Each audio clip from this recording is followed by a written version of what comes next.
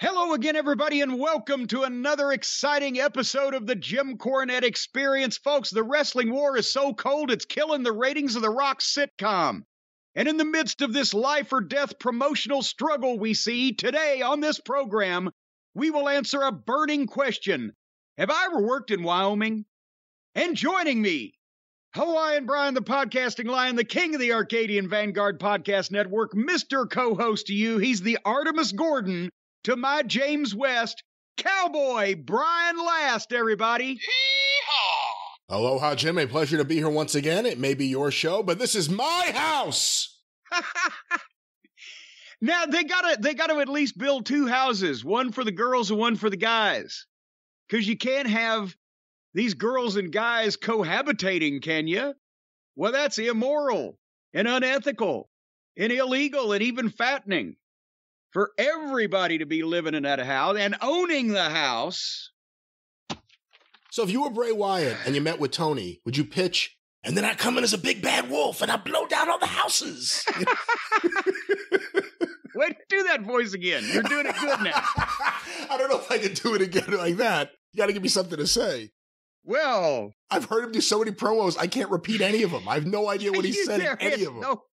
There is no quote that comes out of it, but boy, after it's over with, you don't have a fucking clue what he said, but goddamn, it was interesting the way he said it. It's going to be one of those programs. Yes, that was the interesting portion of the show, ladies and gentlemen. Yeah, that was it. It's going downhill from here. I am dismayed, disgusted, disenchanted, and disenfranchised over all of the events of the last week, I'll have you know. Both wrestling and otherwise. Right now, I'm sitting here looking out my window. What is that? It's the middle of November, approximately. Goddamn, we just changed the clocks last week, didn't we? And I'm looking at 2 inches of snow out on my back deck. It was 80 degrees here on Wednesday. We had an inch of rain on Friday after it hadn't rained significantly in over 2 months, and Saturday a.m., it's 30 degrees and 2 inches of snow. We got snow in Louisville, Kentucky before they did in Buffalo, New York, which is not fair at all. Just not fair. And it's freezing out there. And of course, let Buffalo have it. They have little else. Well, that's true. And I guess they'll get it eventually. And they'll get it good. But this morning, Harley Quinn, I wasn't singing the peeing song this morning. I was encouraging her to empty her little bladder and evacuate her bowels as quickly as she possibly, because the fucking snow was coming down and the wind was a-blowing and the wolves were at the door, according to Bray Wyatt. And she's just taking her merry old little time because she loves the snow out there. And I was not singing, "Here we come, going out to pee." Because there weren't any squirrels out. We weren't meeting any of them squirrels because they had the good sense to stay inside their little condominiums up in my maple trees. What were you going to say? The squirrels are what triggers the singing?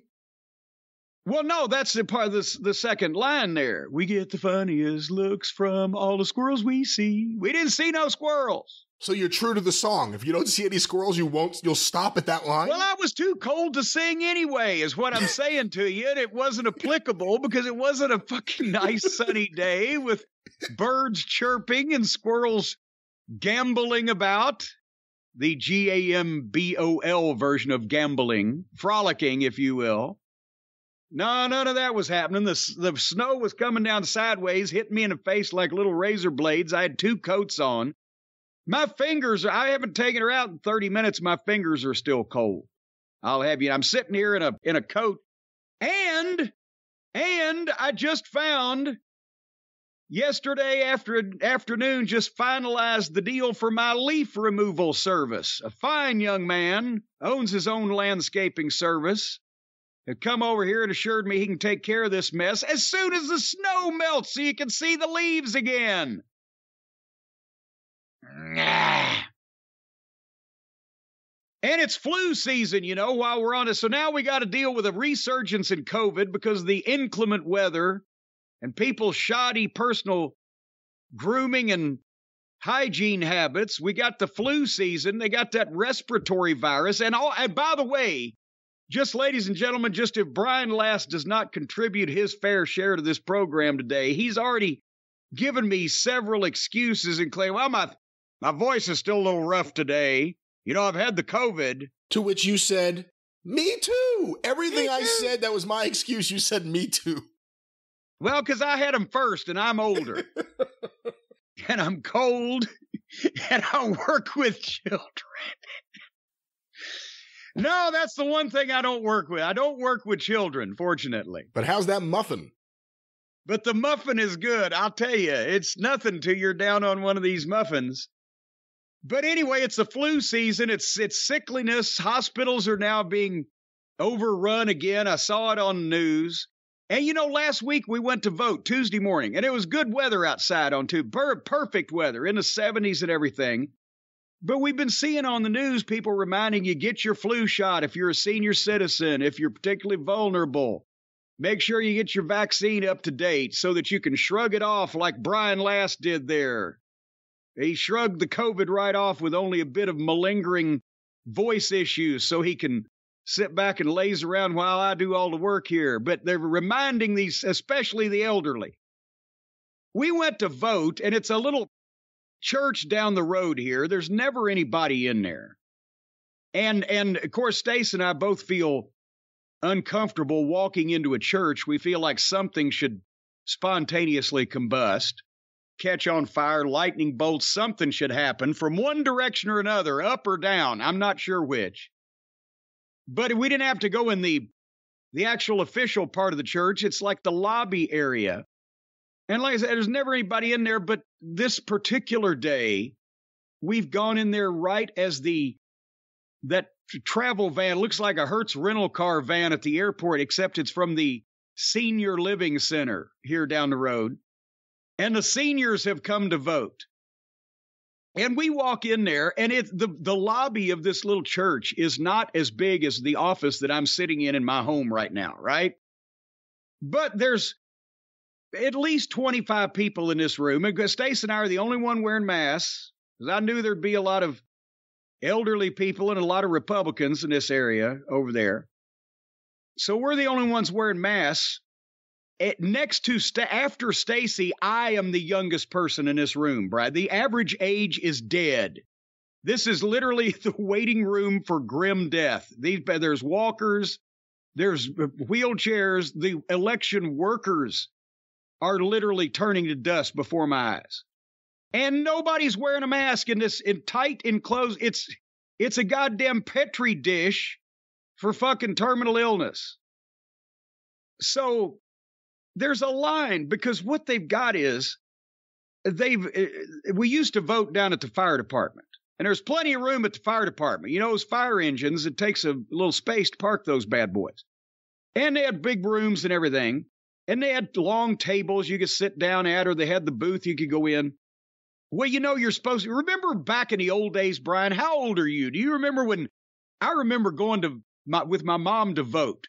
Wherever we went, I can't remember back then, but she would actually go into a booth and pull a curtain behind her, and I'd get to go in too. And it was like, goddamn, this is fun, right? And she's punching these buttons on this machine, and it all looked terribly official and complicated and adult, and this shit you get to do when you're grown up.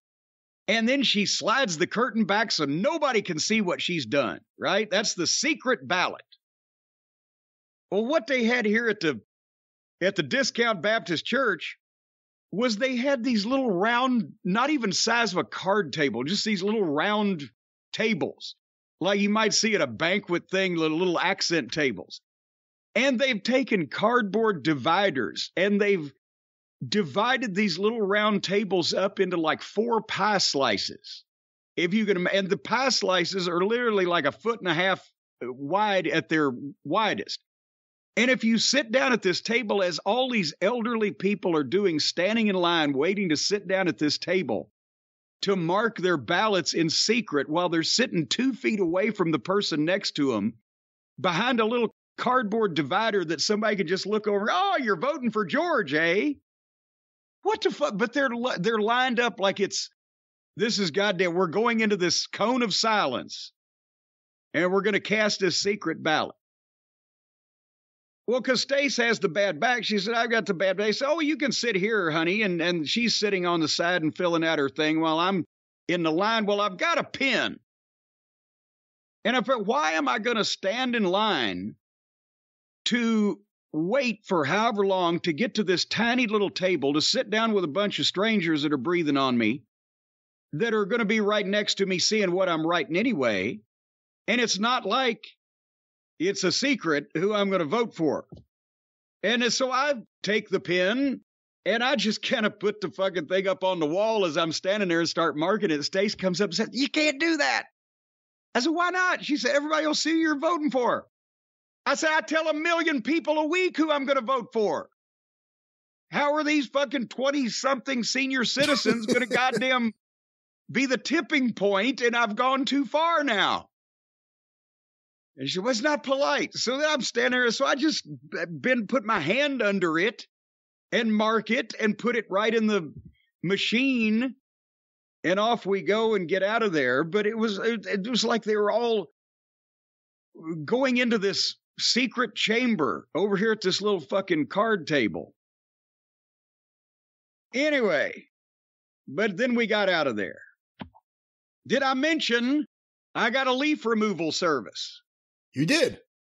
Well, good. That'll be the next most interesting thing the people hear today. Why are they just trying to be boring? The state of wrestling. You know what? Here's the thing. In wrestling today, and actually, except for, I don't know, the most major in-ring occurrence, and I can't really think what the last one was, everything of interest on both sides has been shit that didn't actually take place on television. Vince McMahon being pushed out, Triple H taken over, bringing back stars that were excommunicated under the Vince administration. You could say that's on television because they're coming back on TV, but it's Triple H behind the scenes bringing them back. And it's actually more interesting to hear that he's bringing them back than when we actually do see the son of a bitches. And then in AEW, it's backstage drama, backstage fight, backstage argument. Who's going to sue who? What investigation has been done by Inspector Clouseau and Mr. Magoo? What actually going on in the business has been a big story that got everybody lit up, got social media ablaze, got people talking. It's all behind the scenes shit. If the people didn't, the few that we have left watching our dear profession, if they didn't care enough to go out of their way to study our program or the websites or whatever the fuck and find out what's going on in the boardroom instead of in the ring, nobody'd give a shit, would they? What do you think? The wrestling ecosystem is a lot more interesting than the wrestling product right now. And I think you may not see it the same way because you were actively involved in the business and Smoky Mountain was a bright spot at this time. But as a fan, like the fall of 92, it feels like that right now. You know, Bret Hart got elevated. We'll see what happens with MJF. And I'm pointing those two things out because those were bright spots in an overall dry and dull period where people got on TV that didn't belong on TV and the booking of TV shows wasn't very good. This is right before Raw. This is the end of Bill Watts. It feels like that right now, fall of 92. 30 years ago, Bret Hart got elevated. 30 years later, who's going to get high? Anyway, I got a couple of emails. Get in line behind me. Don't worry, folks. We're going to talk about how uninteresting some of the wrestling was here a little bit later on. But as I said, I have a few emails from the people, the Cult of Cornette. And one of them is from our friend and acquaintance, John Fell in Baltimore, who has alerted us to a milestone occasion. Jacked up Jeremy Bagley, longtime member of the Cult of Cornette. I've mentioned his unsavory parents before. The unsavory Bagleys. Well, Jeremy Bagley's father has turned 83 years old this week. I don't have a specific date on that. Is Mazel Tov happy birthday in your language? Congratulations in my language. Oh, okay. Well, Mazel Tov and all the bonus weenies to you. But he didn't say what the actual birthday is. But Jim Bagley, as a matter of fact, is what his name is. Jeremy's father is named Jim. I was named after Jeremy's father. About 23 years after, apparently. But anyway. Okay. Well, that's true. He's 83. Happy birthday, Jim Bagley. Sorry your son turned out to be a disappointment for you, but don't say that. You can't have everything. I'm sure he loves his son and doesn't appreciate these comments from you. Well, on his birthday. Most people love what they're responsible for and overlook their faults. No, he's doing good. He's doing good. Anyway, that's an endorsement. No, and actually also congratulations, or not congratulations, but thank you, Jeremy Bagley. Jeremy is a veteran. It's Veterans Day just a few hours ago. And Jeremy is one of the veterans in the cult of Cornette. So thank you, Jeremy, for your service to many of us that didn't deserve it. You all know who you are out there. All right.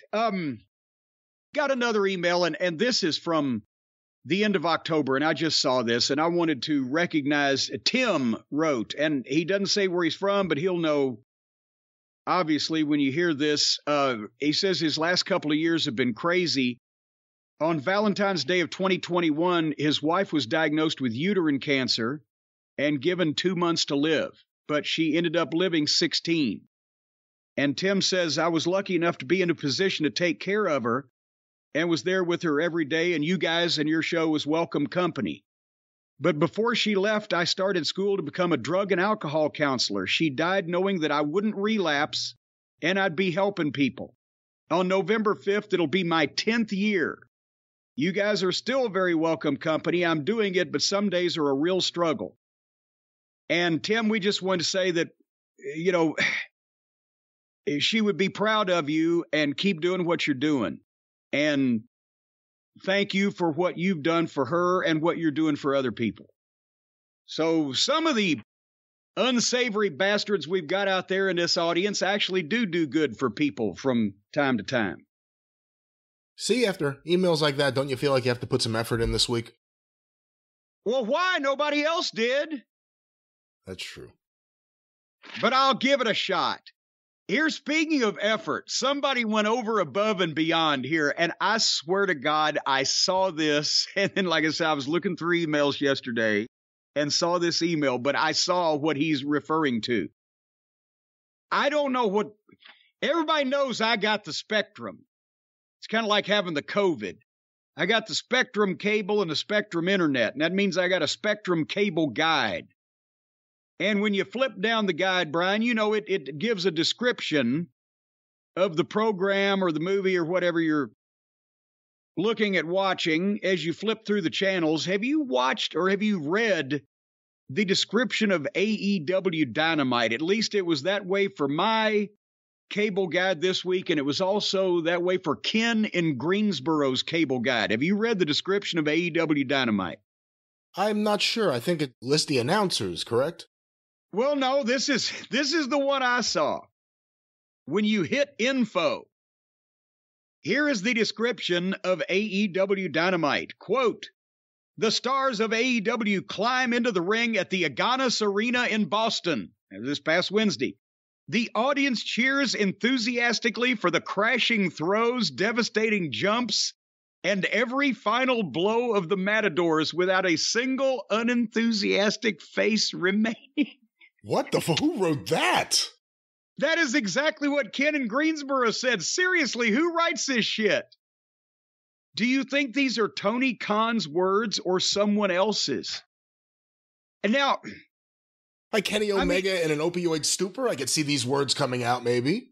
Well, do you think that's another job they've given him? Hey, Tony, he can pop the corn too, but prioritize. Is Twinkle Toes writing the TV guide descriptions. A few weeks ago, several weeks ago, they actually, on my guide, AEW Dynamite was listed as the Rampage program from the previous week. And then a couple weeks later, AEW Dynamite was the old, what was the sports league founded in 2019, bringing real sports statistics and analytics to whatever the fuck, that old one that they've had a bunch of times. It changed, but I have never seen anything like this. And that... I don't have that. For the record, I'm looking right now because I DVR'd the shows and I haven't erased the last few yet. So for Dynamite, I have this past week's show, AEW World Champ Jon Moxley speaks ahead of his Full Gear match with MJF, Bryan Danielson versus Sammy Guevara, Eddie Kingston versus Ethan Page, Acclaimed and FT ... Well, what do you have satellite? Do you have cable? Do you have... This is Xfinity. I don't know what that even is. Do you have a fucking Comcast. Antenna on your roof? What do you... Comcast cable. All right, well, they're different. The guides are different, and sometimes, and I noticed that my DVR box in the bedroom is newer than the one in the TV room, and the description sometimes will be different for programs, even though I've got the same cable system on the different boxes. So I don't know, but it's worth, because every once in a while on AEW, you get a real fucking winner. It's worth not checking out the program, just see what they write about it on the cable guide. Anyway. I just deleted all the Raws I had on my DVR and now at 58% full. That cleared up so much of this shit. Jesus, what else can I delete? Why are you saving Raw? I don't save it, I just don't delete it. Why? I can't wait. That is one of the most satisfactory things I do in the course of a week is when I delete one of these wrestling programs. Which one should I do next, Rampage or SmackDown? Which one should I wipe out? Wipe out Rampage. All right, bye-bye. The network's about to. Bye-bye. I got 17 episodes of Rampage, about to say goodbye. Delete. Sorry, Matt Hardy. Delete. Off my TV. There we go. I now have 52% full. I think I saved an NXT episode where I think that was the rematch between Walter and Ilya. That's the last one I've seen. Anyway. I keep trying to DVR Thunderbirds on MeTV, and it didn't work. And then I thought it was because I didn't put replays, and clearly it's an old classic show. It's on at 6 o'clock on the Sunday morning, yeah, right? I recorded it on the 6th. I got to see if I record the next one. It's the only one that's recorded so far. And that's a little inside talk here on the show. Well, speaking of inside, if you want to come inside out of the inclement weather, come inside, hop on your various internet device and go to JimCornette.com. I'm proud to announce that the final 300 or so orders that have been outstanding from our action figure backlog will be winging their way to the people in the next 10 days. Round about Thanksgiving, we'll be cleared up with that, and everybody's going to get their stuff they've already ordered for Christmas. And if you hurry now, and I'm talking about real soon, you can order something from scratch and get it by Christmas too, because the brand new Lazy Booking shirt goes on sale on Saturday, November 19th at noon Eastern time at JimCornette.com. Sizes small to 5X. And if you want to see what this bad boy looks like, we believe we have captured. I shouldn't say we. Danny Williams at DannyWillDraw.com has captured the essence of lazy booking in this design. And if you go to JimCornette.com right now, you'll see one of the banners on the home page is a fine picture of this shirt. Remember, the I'm a Jim Cornette Guy t-shirts will not be restocked when this supply sells out. So if you've been on the fence, jump on that. And if you've been wanting a pink and red Raw debut action figure variant, we're down to the final 200. And for Christmas, if you're wanting Santa Corny's action figure to come down your chimney, or whatever orifice you indeed might designate be the best for me to slip into during the holidays, well, there's less than 500 of those remaining. So Christmas shop right now at JimCornette.com. That's a little shopping tip. And then plus there's no horrible violence like when they let these doors fly open to these major retailers on Black Friday. There's no Black Friday or Purple Wednesday or Pink Tuesday, or you can always low prices. I got the lowest prices in wrestling memorabilia, gimmickry, and fandom. Because I buy low and I sell even lower. As a matter of fact, it costs me money to sell you fine people, each and every one of these pieces of products. So if you don't like me, buy more of my shit and it'll bankrupt me. That's how inexpensive it is. And the feather bottoms are waiting to give people a Merry Christmas. You know, I didn't have the feather bottoms last year at Christmas. That's why I was mailing shit from the first part of October all the way to the middle of December. But now I got the feather bottoms, and it's going to be the first time in years that they've been able to give people a Merry Christmas with their efforts to bring smiles to people's faces by getting them their merchandise by the holidays. I don't think they've given anybody a Merry Christmas since it's been 15 years since they had to do that last community service around the holiday time. So make the feather bottoms feel good. Order at JimCornette.com. It's your show. Have you placed your order yet, Brian? I have not. For the lazy booking shirt, I thought you'd want to jump in and just send me a check and get the first one off the presses. Off the presses? No. Well, they do press those things. You know, the T-shirt, when they print them, they press them. So that's actually technically accurate. A T-shirt can be fresh off the presses. I'm going to be lazy buying. You're going to be lazy broadcasting here today. All right. I want to make mention of this because I've asked you, and you don't know either. What the fuck is going on between, this is a audience participation question. What has gone on between Nick Aldis and Billy Corgan? Because I've seen on the internet over the last week or so, Aldis suspended by Billy Corgan. His contract is up in January. He will not be renewing. He's moving on. Big split up, big breakup, acrimonious things happening. Can't figure out what. And the NWA has gone so far under the radar. I guess they'd have to be on sonar at this point. But I haven't heard anything going on there, and nobody's said anything about it on the websites that I frequent, which is basically only one or two. And now this big breakup, and I wonder what all that's about. And then I see a headline. I think it was on pwinsider.com, one of the only sites I trust. And it says, Nick Aldis explains his breakup or whatever with the NWA, and okay, and I click on the thing, and it's a fucking recording of a podcast. It's like an hour and a half long. I don't care that bad. So Brian, if you found out anything, feel free to pitch in, but elsewise, can the people out there tell us what the hell's gone on with this formerly beautiful relationship between Aldis and Corgan? Aldis and Corgan's, that actually sounds like a fucking division of Roto-Rooter. Yeah, and again, a lot of people have either wondered what was going on or dismissed things as being a work because previously they've kind of done that whole, I'm a mad at the man, and I'm the man, and I'm mad at the Wait, you got Italian again. I'm a mad at the man. Who's Italian in this scenario? Hey, you know what? I'm getting called right now by a wrestling superstar, and I'm going to answer the phone and tell him that on the air.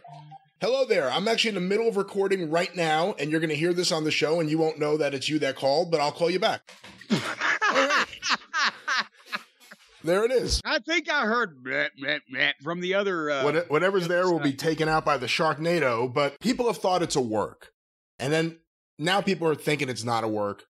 There have been people unhappy, I guess, under contract to the NWA. There's not a lot going on there. But Jimmy, I have something here, a report that was filed for the Wrestling News.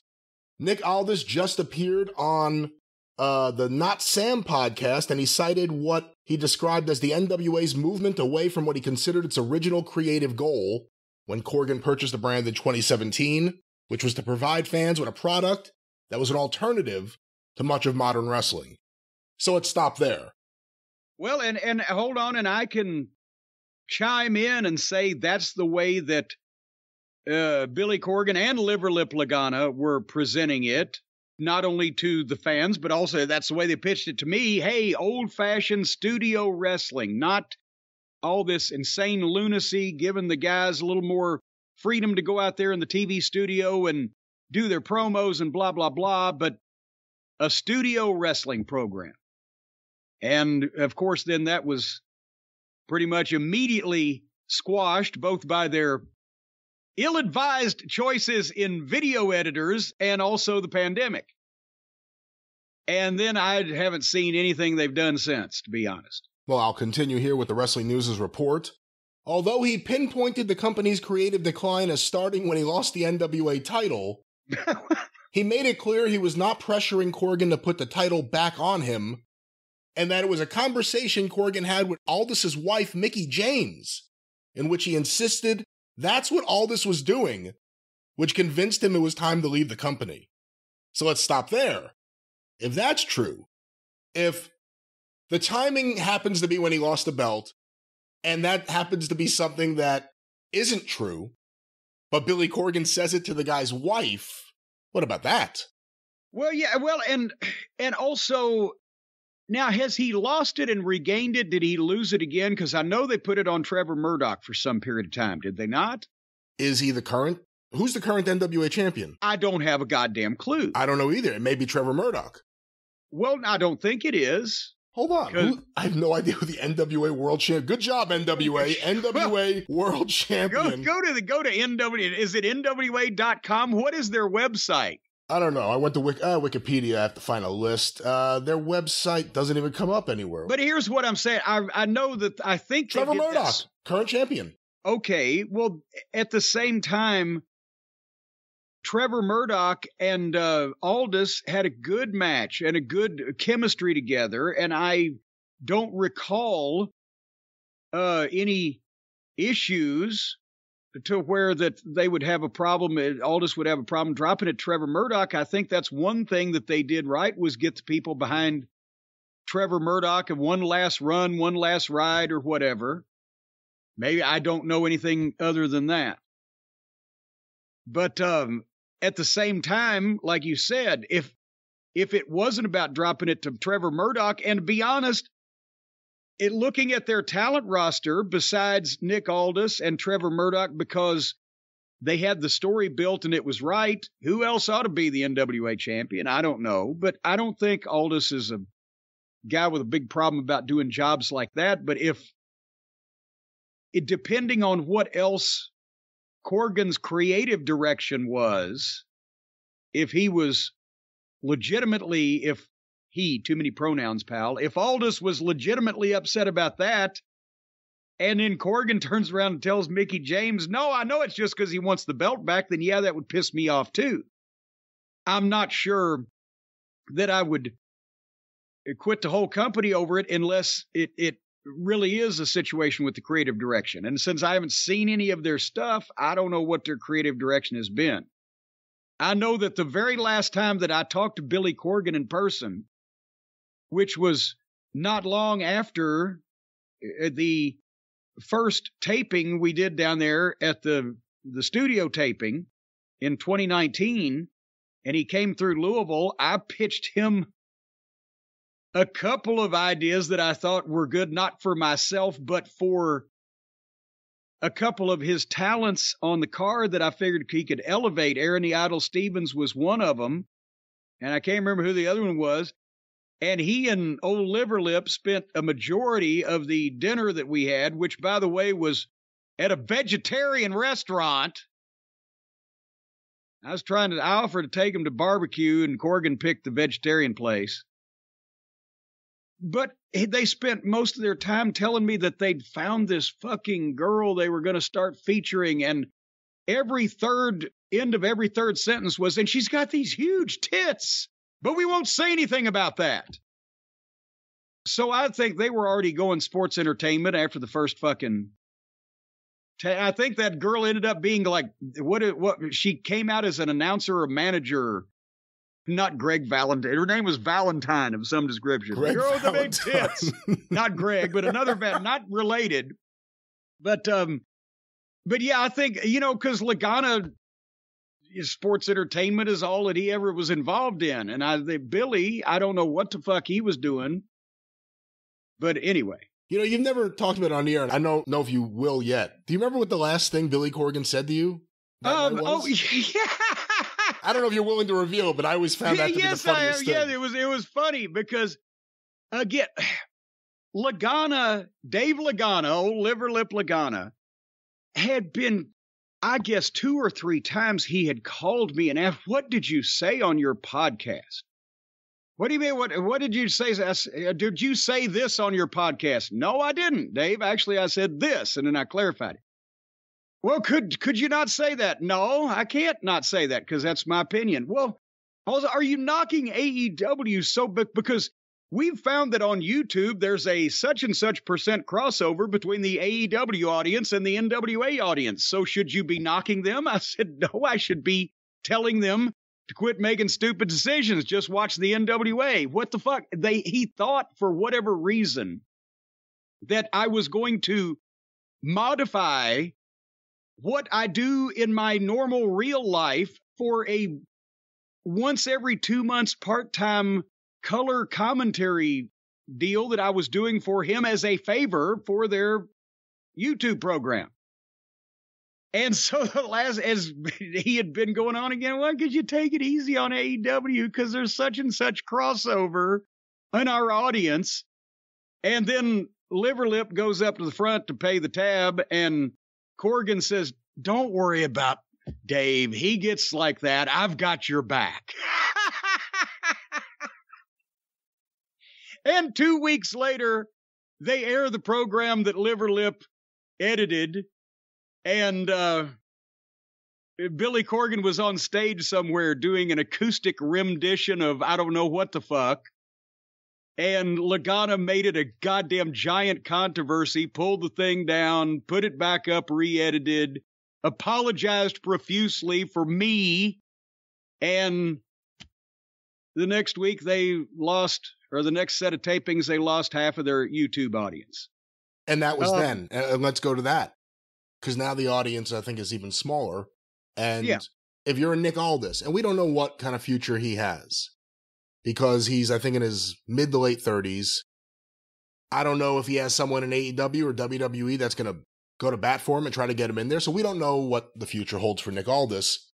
But it has to be frustrating being under contract to one of these smaller wrestling companies, like an NWA or an MLW, whose owners definitely want to do things, but it may not ever be happening.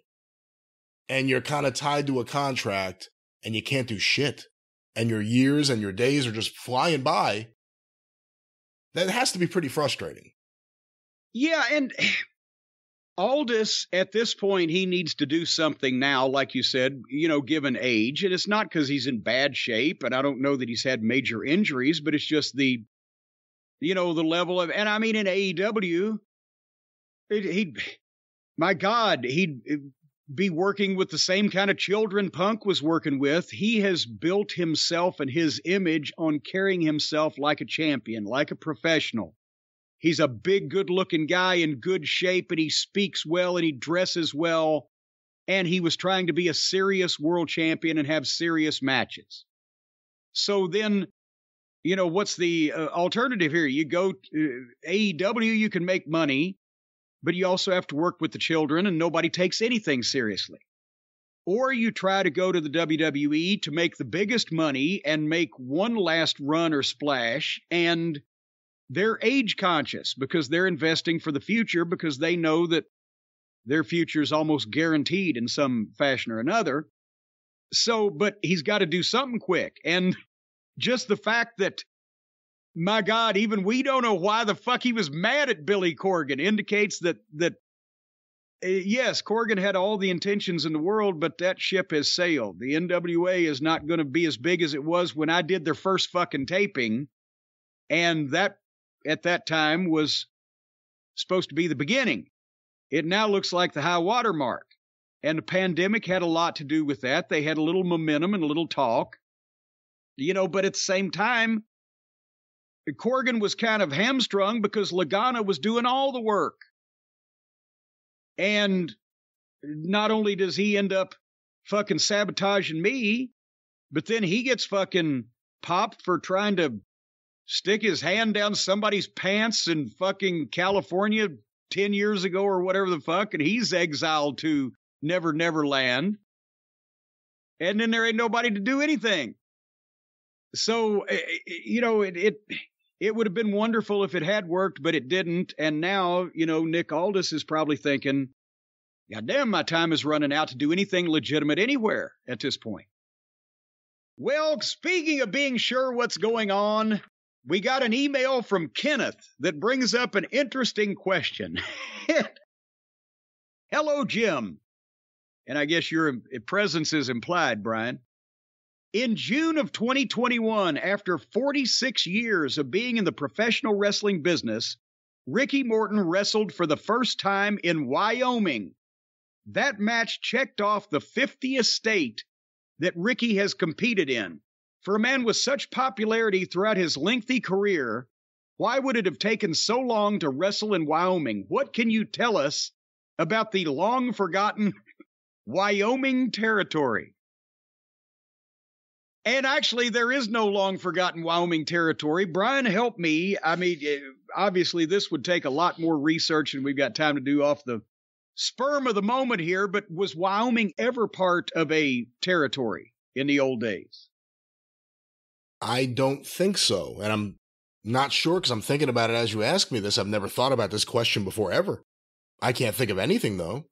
Well, and that was what kind of made it interesting to me because I have never appeared in Wyoming. And so then I started thinking, back in the 80s, my phone book, and that's when, God, nobody has these days. I'm not talking about a telephone book the city sends you out. Most people don't even have those anymore. But I'm talking about my book that I wrote down everybody's address and phone number in, your phone book.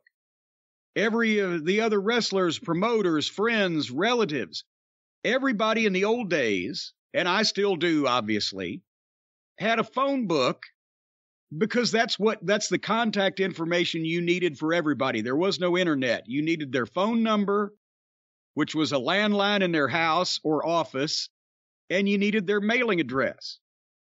And back in those days, I'd get one every year, or I'd get a appointment book, a date book every year. As we've talked about, I've read through those. But I would keep the same phone book because I don't want every year rewrite everybody's fucking numbers, right? So those phone books in the old days, they had a map of the United States on the inside front cover, and it had all the area codes for each state. And so when I went to Bill Watts in Mid-South in 84, I clipped this map with the area codes out of my phone book, and I taped it to the inside of my next year's book and started carrying it with me. And I started marking all the states that I had worked in. And I quit this sometime, I think probably around about the time that I started with the WWF in the early 90s as a talent, still in Smoky Mountain Wrestling, because I got a new fucking book and I never transferred this thing. But having said that, the answer to the trivia question or the question from the emailer was there was really no Wyoming territory because the same thing, it's out in the middle of fucking nowhere. And at various points, states like Wyoming, Montana, Idaho, and the Dakotas would be run by the territories that were on the fringes of them in some direction, right? Like in Montana, the Stu Hart ran Upper Montana in some cases. I don't know that it was regular. And I'm sure that at some point, Vern Gagne ran Wyoming or South Dakota or North Dakota because that's in close proximity to Minnesota. And the same thing when there was a Omaha territory well, not Wyoming is the next state over, and South Dakota's the next state up. I'm sure you got spot shows. But, in all of history, there's never been, I don't think, any particular territory located that just serviced those states, because there's only one or two cities. The driving distances are ridiculous. The weather is insane. I would think, especially as I'm looking at the fucking map, I've now got my Rand McNally out, so you can really get a fucking... These TV markets, they can't even butt up against each other. Hold on here one second. TUW, Wyoming, West Virginia, Wisconsin, Wyoming. Okay. You've got Cheyenne and Casper. And you've got a lot of other stuff. I don't know where the people in western Wyoming in the days before cable would have ever even been able to see television. Because there's nothing within 100 miles of any of these places. So that's the thing is there a lot of those territories, especially if they were hot at the time. The Funk's West Texas territory used to also run way into New Mexico. But then, Vern, because he had the Midwest and they had a lighter schedule and could add major towns and flew anyway, they co-opted Salt Lake City in Utah and Denver. And, so it was kind of up in the air. But point being, I at one time or another, and this is what I want to throw open to the cult also, because one or two of these, maybe I hit with a WWF TV taping, and I never updated this, but I can't remember it. But I've never worked in Idaho, Montana, Wyoming, North or South Dakota, or Alaska and Hawaii. I've been to Hawaii, didn't work. I wouldn't want to fucking work in Hawaii anyway, because the last thing I want to do in Hawaii is think about fucking wrestling. But, and Saskatchewan. I don't remember ever being in Saskatchewan. Otherwise, I've hit New Brunswick, Nova Scotia. What's that other one out there? God damn it. Newfoundland. Quebec, Ontario, Alberta, and British Columbia. Have you ever been to Saskatchewan, Brian? I have not, and I don't think I will be either. But think about it. Now, Alaska, I mean, for obvious reasons, was never a territory because what the fuck? There's, again, you couldn't even, in the territory days, get probably reliable transportation to a lot of Alaska, and nobody was within driving distance, and financially it would have been insane, right, to spread out over that big of an area that few number of shows you could do. Hawaii, as we know, was a territory, but after Leo Maivia got deported, that kind of took the bloom off the rose. And I mean, still to this day, is there any major or even minor, really independent wrestling in that particular area? This was a question a couple of shows ago. Why didn't some promoter open up a dark territory anymore?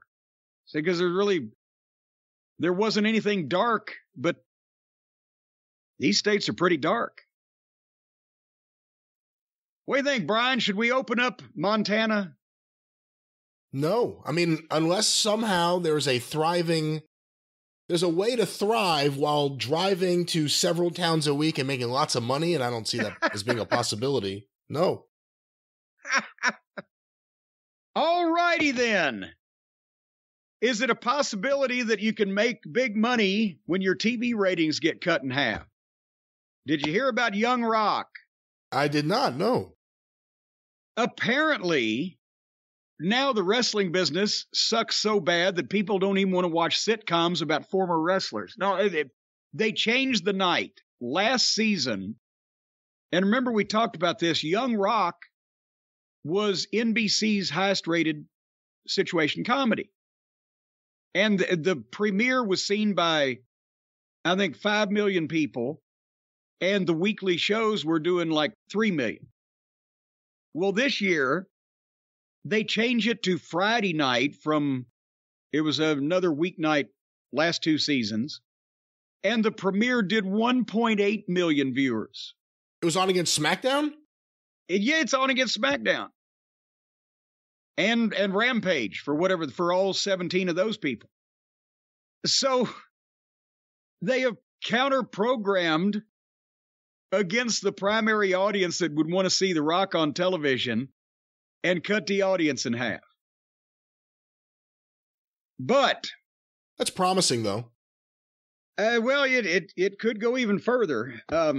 Jerry? Shows that NBC realizes that they shouldn't make bad shows a priority. They should try to find good shows. Oh, come on.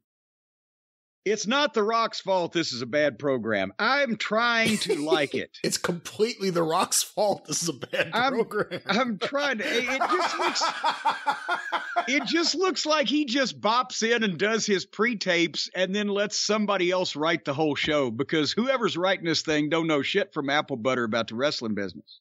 Or comedy. Or entertainment. Or comedy. Or entertainment. Or various other things, yeah. Randall Park is fucking rotten. You know what? Here's the thing. Randall Park could actually replace Alex Marvez on AEW Dynamite, and you wouldn't be able to tell the difference. He's as phony as a football bat, too.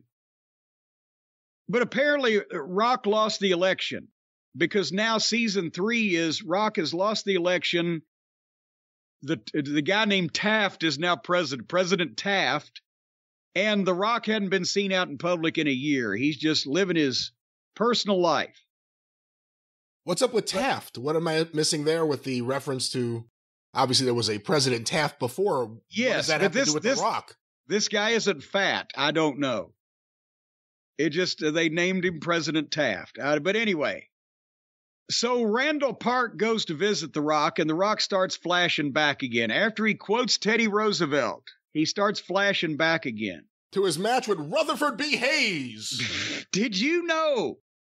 And remember, they started talking about this last year, but the way that Rocky Johnson got so much heat with Vince McMahon that he was not on WrestleMania 1 and indeed never came back to the WWF is that Rocky took a deal to wrestle that Afa, the Samoan, had set up in Saudi Arabia. But then, because he was under exclusive contract to Vince McMahon, even though those didn't exist in those days, Vince was pissed at Rocky for taking that tour and called him in Saudi Arabia and said, I want you to open up Saudi Arabia as a new territory for the WWF. And so Rocky did. He bailed on Afa's Saudi Arabia tour, and he opened up Saudi Arabia for the WWF, but it was small time. And that was at the same time that WrestleMania went on, so you saw Rocky there wrestling in front of nobody in Saudi Arabia, and you saw WrestleMania going on. Brian? That's such bullshit. And presenting Rocky Johnson as anything like that is just so, at this point in time, after everything we know, is ridiculous. Did they run? But then now here's the point of the fact of the matter is afterwards at the WrestleMania or the MTV party that they had after WrestleMania, Rocky saw Vince and Vince said, hey, pal, why don't you take that knife out of my back? And then still exiled Rocky, even though he had opened up Saudi Arabia. Did they ever run Saudi Arabia in 1985? Well, to be fair, and I don't remember exactly if it was Saudi Arabia or Kuwait, but they did run some overseas shows where they sent over wrestlers, because that's where Jimmy Snuka got busted with all the drugs taped all around his body. That's right. It may have been Kuwait. I'm not sure. It may have been Kuwait. Arabia. I'm not sure if it was Saudi Arabia. I mean, that's why I'm Was Rocky Johnson on those tours? I will find out right now. Well, while you're finding out, I'll continue. So now, Rocky had he had screwed Afa the Samoan, who wants to talk to him about this, and Vince wasn't going to give him the time of day anymore, even though he had opened up Saudi Arabia. And in this episode, Rocky is full of himself. Everybody mentioned the biggest continuity error. Vince McMahon came into the MTV party where everybody was there, celebrating their success with 5 o'clock shadow. The guy that played Vince McMahon came in and he looked like fucking Bull Curry. I don't and Vince has never appeared in his living room without shaving, much less at a public function. However, Becky Lynch is playing Cyndi Lauper, and she's fantastic. She's even got the voice. She took voice lessons to do that voice. And that was good. Now, Hulk Hogan, Lou Albano, Roddy Piper, Fred Blassie, none of these fucking people look anything like those people. None of them. But Becky Lynch is great as Cyndi Lauper. Anyway, by 1988, over this whole Saudi Arabia fiasco, Rocky is wrestling in a car lot in Bethlehem, Pennsylvania. And the show ends with, in 1997, Rocky being an unpopular babyface and hurting his knee, and continued next week. But this show is all over if you know the timeline and know everybody's life and who everybody is, you can follow the show. If you don't, then you're just trying to figure out what actor is dressed like what wrestling character, and the time periods are all over the place, and it's starting to get confusing. I'm trying to see what else I can find, but I got Rocky Johnson in Kuwait, March 15th, 85. The matches I have the results for are Jose Estrada defeated Jack Armstrong. The Executioner defeated Archie Reynolds. Adrian Adonis and Dick Murdoch defeated Don Morocco and Tiger Chung Lee. And Pedro Morales and Rocky Johnson defeated Mr. Fuji. Went to a draw with Mr. Fuji and the Spoiler. Holy mackerel, that's wrestling in name only. That's opening up Saudi Arabia, running that show in Kuwait. In 1985, poor Pedro had seen his better days. And I don't know about Archie Reynolds, but that sounds like something they got a little bit of guaranteed money for and sent the bare minimum to. I guarantee you, if Vince McMahon and the WWF were behind that at all, it was because those shows were bought and they sent them the bare minimum that they bought. Bought when Vince McMahon needed money the most. Yes, they didn't fucking send those shows over there to actually sell tickets and draw. So, what about to open up the territory? Well, how open did that territory get at that point? Did they ever go back? I remember them going to Kuwait in 1995. I understand it's the Montana of the Mideast. Yes, or the Saskatchewan. But I'm just telling you, they have now killed. Wrestling is so unpopular, they've now killed the ratings of the Rock sitcom. Because there's not enough people to go around. The only people apparently watching the Rock sitcom also want to watch SmackDown on Friday night. Good Lord. Would you have picked that? Would you have picked, if somebody had made a projection, for example, Brian, that this year the Rock sitcom is going to change nights and the audience going to drop in half, would you have placed your entry on that? I think I kind of know what you're trying to say. And I'm pretty sure that if I was given the opportunity to make a projection of whether I think the Rock show would go up or down, being moved to Friday night, I would probably say down and hopefully be able to win some money with this crazy projection. Well, and there's all things about the crazy projections and the daily fantasy sports and the player projections and the entries, and you're going more or less. Folks, this is not the unsavory type of activity that people used to do in back alleys back in the old days. There's no dice involved in this. You're not going to go to jail. No. This is fine, above board, upstanding sports fantasies that we're talking about here with our friends at Prize Picks. And Prize Picks are the king of daily fantasies because you can have one every day.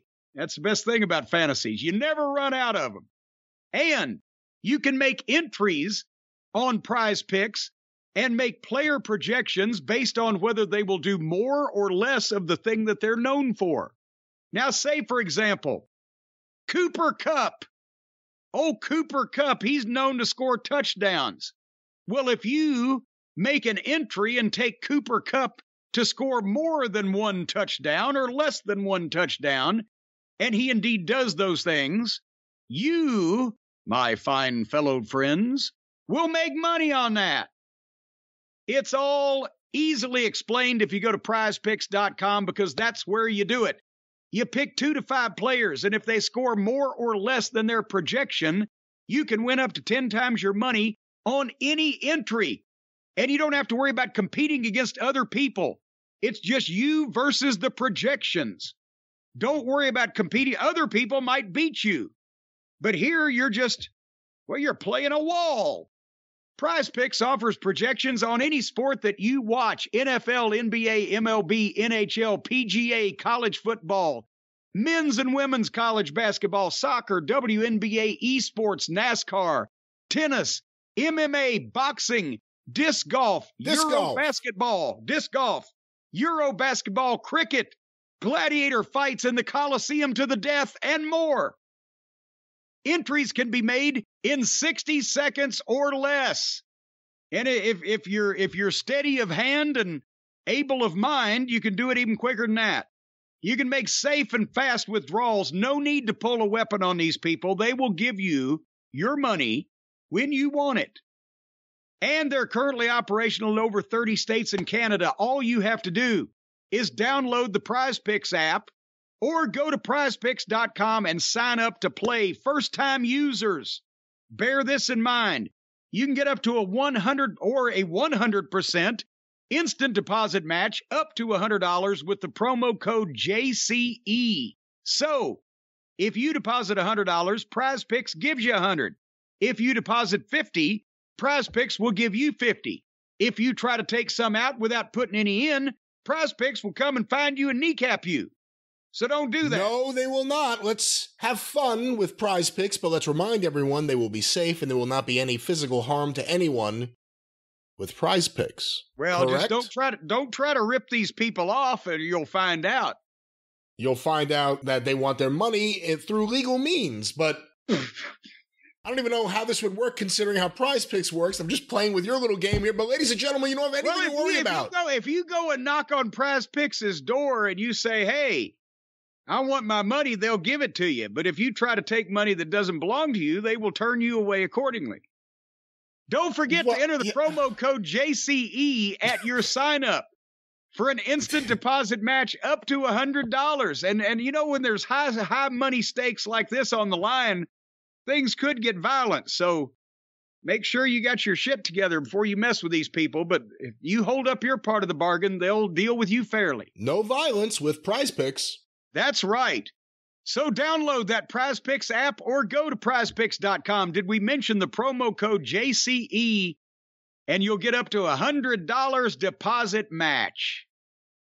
Prize Picks. Okay, I guess we'll get to some of the wrestling for this past week. And let's go in chronological order. Last Wednesday night, AEW Dynamite. And we're not going to talk so much about the one foot in front of another of the matches and what so-and-so did and what so-and-so did in return and blah, blah, and critique the matches as matches. We're going to try to figure out what in the fucking Sam hell's going on around here. And how come it is when Tony has one idea, he wants to do it 4 or 5 different times at the same time? Have you noticed this? How many people are going to turn on their partner or their father, or their brother, or their accountant, or their manager, or whatever the fuck in this, just in a calendar month? What do you think? What's the Prize Picks on that? I don't know. It'd be hard to pick a number. I mean, some of these are just so obvious that they're coming, and then they come like the Samoa Joe Wardlow one. So what's the point of doing it if everyone... Oh, you had to bring that one up first, though. Another I told you so. Which one were you thinking of first? Well, See that you can't tell. I'm thinking of Lee and Swerve, Keith Lee and Swerve Strickland. Oh. They're gonna break up a team that's been together for 8 weeks and had 3 matches. Somehow they've already won and lost the tag team title. Or it'll be a literal swerve and Keith Lee turns to the dark side. Now, hey, comments like that will get Keith Lee becomes a heel. Excuse me. So on this program, here come the Guns, the Ass Boys. They've got Stokely and William Morrissey in their corner. And then here come Keith Lee and Swerve, and they don't do a fist bump.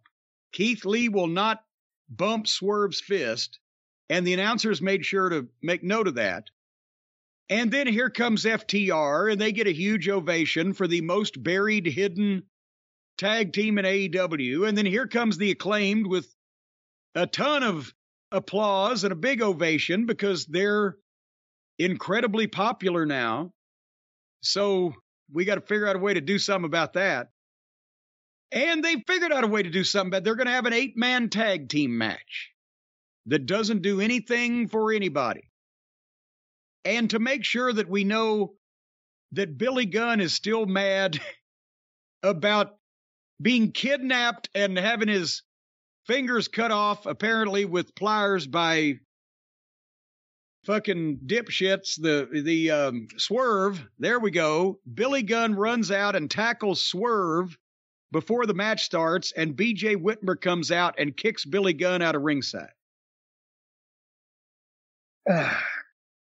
Again, they're burying these teams in 8-man tags where I guess Tony's statistics fixation, they can say, well, here's another match in the win column or whatever the fuck, but it does nothing for anybody. It makes no sense. There's multiple issues going on here. The Guns and the Acclaimed should be working tag team matches with FTR to learn something. Along with every other young tag team in AEW, they should be working tag team matches with FTR, whether on TV or on YouTube or whatever. And FTR should be winning every single one of them, except for the Acclaimed, obviously, right now. And at the same time, these young teams could be learning something. But when you get an 8-man tag and FTR trying to be the wrestlers, and the Guns are animated heels, and they're just green, but they got a ton of potential. FTR is flawless at everything. Swerve is pretty good. The Acclaimed are green as grass, but they've got size and personality. And Keith Lee is off and on. But this was the closest thing on the program to a wrestling match for the first part of it. And then they got some heat on Dax, so that was good because he knows how to sell. And then he hit a hot tag that was actually a fairly hot tag on Bowens. And then we started going over the hump because, and I'm not knocking Bowens, but how long have they been baby faces? And I would imagine that he hasn't made that many babyface comebacks at a high level. But it was odd. He's doing the looping right punches and then the backhands like Sting. And too many strikes and not enough bumps by the heels. He's just windmilling these guys and they're just staggering around. And then the heels took back over. And somehow the Guns hit a big rig out of nowhere for a 2 count. FTR's moved the big rig. And then they have a 4-on-4 face-off and started an 8-way. And the referee was Mrs. Ed. So, of course, she was just staring. And it got sloppy and everybody took a lot of bumps to the floor. And then Keith Lee and the Acclaimed tried something where it ended up with Keith Lee kind of powerbombing Bowens on Caster, who was bent over waiting for it. Because they got too fancy and it looked too phony. And then Lee and Swerve double-teamed Bowens, and Swerve dove to the floor on everybody. And then basically, then they go crazy, and Dax superplexes one of the guns onto the pack on the floor off the buckles, and everybody lays there. All the momentum of the match is gone. So now, then they went from a big 6-way or a big 8-way to everybody else disappeared so Dax and Austin could go one-on-one in the ring. Then everybody else ran back in front of Mrs. Ed. Oh, Wilbur. And then Caster hit an elbow on off the top rope onto Gunn, one of the guns. FTR hit their finish on the other gun. Bowens pinned the first gun. And I'll be goddamn if I could ever even figure out at that point if Bowens or the first gun were the legal guys. And it should have happened. I couldn't even tell at that. The first half was a wrestling match. Second half was a mess, which usually happens in this company because they try to give everybody something to do, whether they're capable of it or not. What'd you think, Brian? I know it's no DQ matches that you call lazy booking, but isn't this lazy booking? Mm-hmm. The 8-man tag match with the teams that don't like each other, you just throw them all out there. It's just a big mess. For what it was as good as it could be. I will say, for me, I think the Guns stole the show. Yeah. I can't take my eyes off them when they're in the ring. They're constantly moving and doing things. I want to see more of them. I'd like to see them actually get the chance to be as good as they can be. Billy can teach them a bunch of stuff, but, it's not like he's going to be working with them every night in front of 500 people in Oshkosh at a spot show so they can try shit out. And they could learn from FTR, but FTR never gets a legitimate tag team match or they would outshine the EVPs. And the Guns are very good. But at this rate, it's going to take them, 5 years to have 300 matches. Anyway, the next part of the program was the highlight in anybody's book. MJF, not there live in person, doing a VTR promo from the podcast. What was it? Pardon my French, or pardon my take, or whatever. Mama Cornette used to say that when she would slip out and say a shit or damn or something like that. She'd say, pardon my French. To you or to the general public? Well, to me. Or to whoever happened to be around at the time. But anyway, it was an incredible interview. And I want everybody to go back and watch this again for one simple reason. Everything that he said not only made sense, it put the pay-per-view match over, it put himself over, it illustrated his goals and the things he wants to achieve. But if you know that wrestling is a work, this promo worked. But if you didn't, nothing that he said outright made you realize that it was a work.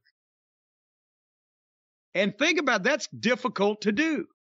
He didn't pander to the obsessive play wrestling fans that want to make sure that everybody knows it's all phony.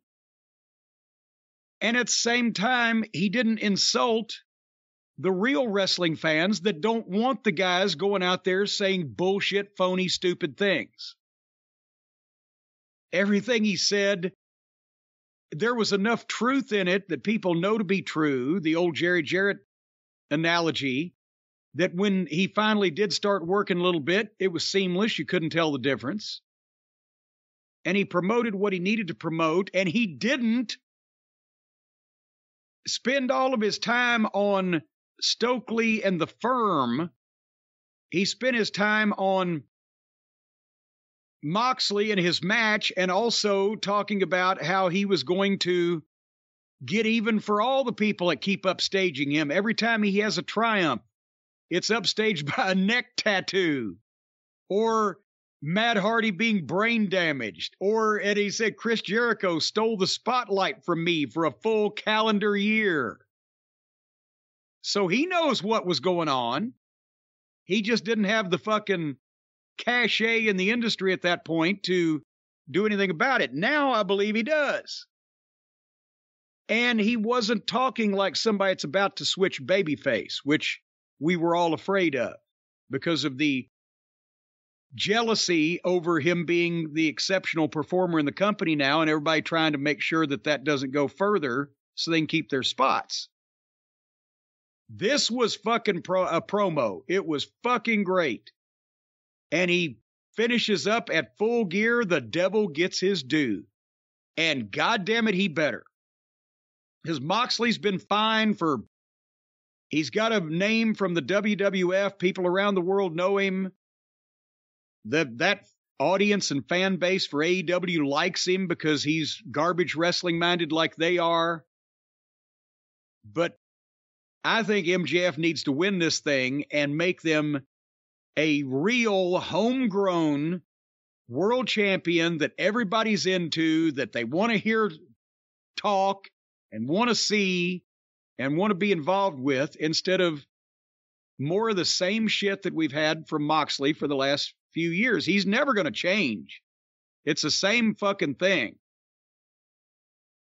Let's see what MJF can do with it. That's hopefully my prediction or projection or pick. Okay. What'd you think of this promo, young Brian? I mean, he's the best talker in the business. He is the biggest thing AEW has going for it right now. It's a little awkward, I would think, for the people in the studio because he's staring right at the camera while he's doing this and everyone else is just sitting there, but that's another thing. I think we all know that turning him babyface is a massive mistake, even if people just all show up and bring their babies and say, kiss my baby. They all love him. Whatever it is, it's a mistake. And then he looks down and he says, of course you want me to kiss your baby. It's the only time in the miserable, wretched thing's life that it'll ever have interaction with greatness. And he'd kiss the baby. You know, this interview is a great example. And we've seen, like, people keep sending stuff in of him doing various interviews all over the place. Out of everyone in AEW, if you do put the belt on MJF, which I assume they're going to because it's the only right thing to do, which may be a clue that they won't do it, but who knows? He could do publicity. He can go out there and do every morning show. He could talk to every radio show host, whatever it may be. He could do it. It's natural. It works. And no one promotes the company better than him. Who that does publicity for AEW ever promotes AEW better than him? It hit me the other day watching something. Well, and then also just for a new wrestling franchise to bring out its champion on a mainstream television program, and here's this young guy in his mid-20s, good-looking, well-spoken, intelligent, articulate. You can show clips. His matches are fucking great. Or you bring out this balding, haggard-looking fucking bum who people have seen on Twitter fucking rolling around in goddamn barbed wire and being bashed with light tubes and looks like shit physically and attractiveness. And he's 15 years older. I'll take you to a dark place and drink your blood. Yeah, Crack your bones.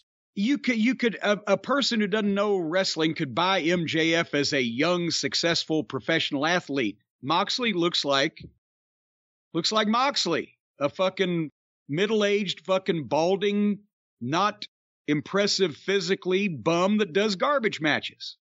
There you have it. Anyway, the only thing was right after we saw the MJF interview, there's a video of Stokely wandering around Baltimore at night, pissed off at MJF. So there's going to be more involvement in that. I'm thinking, okay, there's a wild card. Is there somebody planning that Stokely could get all kinds of heat by costing MJF the title, and then MJF could go after revenge against Stokely's guy? Against who? Against W. Morrissey? Yeah, I would also like to have both of my testicles pinned down to a fucking board and hammered with a goddamn claw hammer, as well as see what I just talked about. But it makes me trepidatious. And apparently now you can say Dick Rider on television. Did you notice that? I guess it matters if it's one word or two. Well, what about if it's a Christian name? Guy named first name Dick, last name Ryder. Hans Christian Dick Rider. Hans Christian Dick Rider. You know, the Stokely stuff, like, I feel bad for the position he's in. It's just none of this worked. And we were somewhere in the middle of the first match, and I think one of the commentators said it, and I had forgotten. The Guns are in the firm. I had forgotten all about that. I just figured they were in this tag team feud. I forgot they were part of this clique, or this faction. I don't know. I hope this is the only thing I could kind of damper some of this MJF Moxley stuff. Yeah, and Stokely's a good manager. I wish he could get more talent in his firm, but I hope the firm is not very firm, because the Guns need to be off on their own. Nobody gives two fucking shits about W. Morrissey or the other Page. And what's the guy's name with green hair? Lee Moriarty. There you go. Hey, does anyone feel like shooting something down at the harbor tonight? Yeah, I'll go. I got nothing to do. Well, they're having a tournament for a title shot. And that's going to be a big deal. And the first round match, round match, go ahead. Let me stop you. They called it the Title Eliminator Tournament. Yes. Went back and forth the other day. We couldn't figure out what was the Title Eliminator and what wasn't. We thought it was Moxley. That was a Title Eliminator match. But this is a Title Eliminator Tournament. And they said this was the first match in the tournament. I don't fucking know. Okay. What are you asking me for? I thought maybe you heard something that I missed this week on the show. I try to miss as much as possible. So the other Page wrestled Eddie Kingston. In the corners, Page was Stokely and Kingston was Ortiz. And the other Page won. Does anybody give a shit? You liked him at one point. Have you please changed your mind by now? No, I still think he's pretty good. And does anyone give a shit? Time will tell. I don't know if they do right now. I think out of all those guys in the firm, he's one of the ones people actually have been reacting to. You know, there was a groan when W. Morrissey showed up, fair or unfair. The AEW fans kind of didn't want to see him there. We'll see if he could change their mind. They're used to the Gun Club. No one cares about Lee Moriarty. He's the only guy in the firm that actually gets a reaction from the AEW fans, again, other than the Gun Club, like they would want. Well, and Ortiz is with Kingston because Santana's hurt, but Santana and Ortiz ain't speaking to each other anyway, so that team is done to begin with. So Ortiz was just now Eddie Kingston's second since they're friends. And look, I know Eddie Kingston's not Arnold Schwarzenegger or anything. Does it look like he's pudging out a bit more? I'm not going to say that, but what I was going to say is, despite anything that is something that would cause someone to say, oh, Eddie Kingston, I don't know, they lost a moment. Yeah. They had over a year to try to figure out a way to capitalize on the love people have for Eddie Kingston. And he still gets a massive pop. And people still like him. And people still want to see him.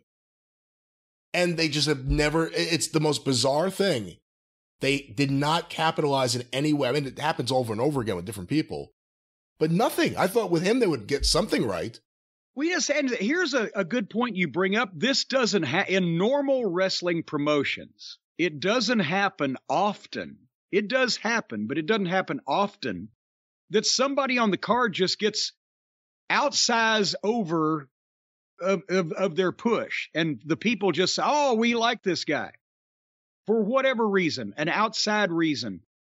Eddie Kingston was that Players Tribune article or whatever. Or the Acclaimed with the Scissor Me thing, or the whatever the fuck. In other promotions, it has not historically happened as often as it has in AEW. And I think part of the reason it does in AEW is because this audience is so social media hooked up and things spread so quickly and they like to do viral shit or whatever. So think about it. There has been umpteen times that somebody over the last 3.5 years on this roster has gotten over in an outsized manner of the level of push they were getting, and they never do anything about it. FTR floated around as baby faces and heels and whatever, and with Tully Blanchard as a manager and blah, blah, blah, and had great matches. But finally, as happens with wrestlers, good wrestlers, the fans start recognizing how good they are after they're exposed to it over and over. Unfortunately, over and over took quite a long time. And FTR gets over. They do nothing. And then the Bucks bail out on doing the right thing for business and putting them over in the rubber match, putting all the belts on them. So that's gone. That chance will not come again. The Acclaim gets over with the scissoring thing. And you can say, yeah, they're using them, but they're 8-man tags. And the fucking Kingston gets over because of the articles. So yes, he did get in a variety of backstage fist fights, but that was months and months after that came about. Who else was ravingly over at one point, just at random on the show? And then there's been other examples of fucking Wardlow. Wardlow's the big one. And he was as over as anyone in the company. Yes. And then they put him in a fucking angle with the goddamn security guards. Which would have been like, if you'd have pitched that to Vince McMahon, he would have loved it and probably gave you a raise because of the good rib. Good rib, pal. Now, what are we really doing? But yet, the people they've been pushing down our throat, and will soon again, Twinkle Toes and the Buckaroos are on their way back. Those people have been shoved at us, and they're less over now than they were at the start of the fucking program going on the air. But we can't get away from those motherfuckers. But the people that the fans start liking, god damn. Either there's no plan, or the plan is to make sure they don't like them anymore. Because in what world does it work? Oh, wow, they're really getting a great reaction. Let's keep them off TV. Or they're getting a great reaction, let's not have them wrestle for a while. Or no one will hear them talk. Like, none of the options that happen make any sense. And either it is because Tony has written all this down in his notebook somewhere 6 months out and refuses to change anything no matter what outside forces dictate, or every time something like this happens, somebody that he listens to for advice somehow comes up with a way to bury these people and make it look to Tony like he's really using them. I wonder which is the case. Anyway, did you notice that Ortiz was looking a lot cleaner?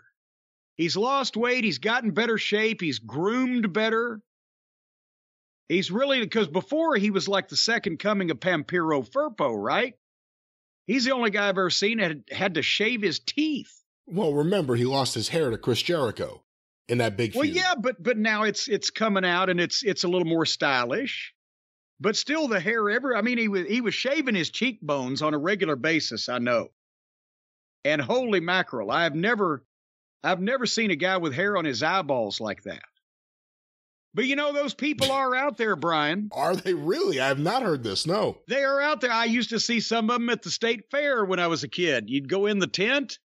Right next to the fat guy was the bearded lady, whatever it may be. But now, folks, if you want to see hirsute individuals covered with hair looking like Lon Chaney Jr. on a full moon, you don't have to go to a freak show at the state fair. All you have to do, if you're a female, that is turn over sideways and look at the lump laying next to you. Men, we got to do something about all the foliage that we got. And it's Thanksgiving time. It's Christmas time. It's the holidays. People are thinking holidays, eggnog by the fireplace, a little candid photography, perhaps, some nookie. You never know what's going to go on the holidays. But you don't want to look like a fucking goat or smell like one. And that's why our friends at Manscaped are trying to make your holidays jolly days with the Platinum Package 4.0, folks.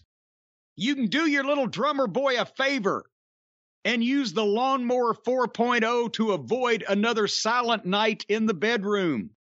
And if you care about your sack as much as Santa cares about his, you want to make sure it's nice and slick and shining and smelling good. The Platinum Package 4.0 has all the products from the best-selling Performance Package, plus the Ultra Premium Body Wash, the Ultra Premium 2-in-1 Shampoo and Conditioner, and the Ultra Premium Deodorant. All this stuff is not only premium, folks, it's also ultra. And you know what happens when you become an Ultraman? Why, you can do anything. It's the best way to smell fresh, from your Santa hat to your candy cane. Remember the Lawnmower 4.0 body trimmer with that LED light on it? It'll look just like Rudolph's nose flying through the sky, ready to come down your chimney, or whatever tunnel or orifice or entryway, breezeway, or otherwise that you would deem pleasurable. You got the Weed Whacker nose and ear hair trimmer. You've also got the Crop Preserver ball deodorant and the Crop Reviver ball toner. See they don't provide the crop. Fast. Yes. They do not provide the crop. They just revive it. But those things can solve your stanky problems all day long, folks. Once they touch your sack, you will never go back. And for the perfect stocking stuffer, the brand new Body Buffer. That's right, ladies and gentlemen. The lost cousin of Michael and Bruce Buffer, Body Buffer, will come to your house, and he will buff your body right there in front of your entire family. If you go to manscaped.com right now and use the code DRIVE, you're going to get 20% off and free shipping on the Platinum Package 4.0 and the ability to have the runt of the Buffer litter come to your front door and buff you off real good. And if you don't want your kids to watch it, well, send them to the other room. Why would Body Buffer be the runt of the litter? He's the runt of the litter because Michael and Bruce, they're so much older and more established. He's still out there going from door to door trying to buff people. Do you remember this story about how Michael and Bruce Buffer met? I thought they were brothers. They say they're brothers. I mean, I'm not doubting it, but they say they're brothers. Apparently, the story goes, Bruce Buffer was watching boxing on TV and saw Michael Buffer and said, "That guy looks like he could be my brother." And he got in touch and found out he was his brother. No, you're lying. I swear to God, that's a story, although they look nothing alike at all. Well, no, I've noticed a small resemblance, but how the fuck were they brothers and never met each other, and now they're both big-time ring announcers? Well, I guess now Michael Buffer isn't a big-time. Have you ever seen him in years? I think he's retired. I mean, he's an older guy. Yeah. So how did this happen? How did Body Buffer... How did Michael Buffer not ever meet Bruce Buffer until they were grown-up adult, if they're brothers, if they're really brothers? I like what happened after that. They got the same last name, so one was not adopted or whatever the fuck. I don't know the full in and out of the story, but that's the story. And then at some point they met, and Michael Buffer said, "Wow, you really are my brother. Why don't you become my manager?" It's a weird story. No things. Bruce Buffer is a better announcer than Michael Buffer. Why was Michael Buffer the one to get all the platitudes and the allocades for all you 80s NWA fans? Because he was doing it in the 80s. And when boxing blew up and so many of those big fights were happening, he was the ring announcer. It was Jimmy Lennon, and then it was him. I always thought Michael Buffer sucked pond water as an announcer. Bruce is great. He's got all the little mannerisms. Michael tried to be so cool, like he was above everything. Fuck him. Fuck Michael Buffer. He introduced Bret Hart as Bret the Hitman Clark. Bret the Hitman Clark. Yeah, he couldn't even read his cards either. Well, speaking of Body Buffer, Manscaped you were talking about. I thought we did. Oh, manscaped.com. 20% off and free shipping with the code DRIVE. So, folks, check your balls with howls of golly this year. Go to Manscaped. How does that work? Are you supposed to look at your balls and yell golly? Well, yes, don't you? I've had a variety of people when they saw them, I went, golly. Do you do that to yourself, though? That's what they're saying. Well, every once in a while, it depends on what they look like. Well, speaking of what they look like, the rest of Dynamite. Hey, Jim, what'd it look like? What it looked like? Well, the next match, there was a guy, they just came up on the ring, and there was a guy standing in the ring with his butler. not a buffer, but a butler, and doing a cheesy promo. And it was like suddenly we were in an indie wrestling show somewhere, and a guy dressed up as a butler and the other guy who is being buttled were giggling about it. Buttled? Well, that's if you have a butler and the butler does his thing, you're being buttled, right? You're being buttled by the butler? You're being buttled by the butler. Because the butler's going about buttling. Well, if you're the one paying him and he's buttling for you, then you're being buttled. Right? I don't know. I really don't know. Well, anyway, we find out from the announcers, it's Arya Daivari. And then I realized it's Sean Daivari's brother. I've seen him years ago, know that he exists. I didn't know he worked there. We have never seen him, to my knowledge, on this television program. But they opened up a segment with him standing in the ring speaking and his butler standing next to him. We'd never seen either. And then the announcers have to explain it after the fact what this guy's name is.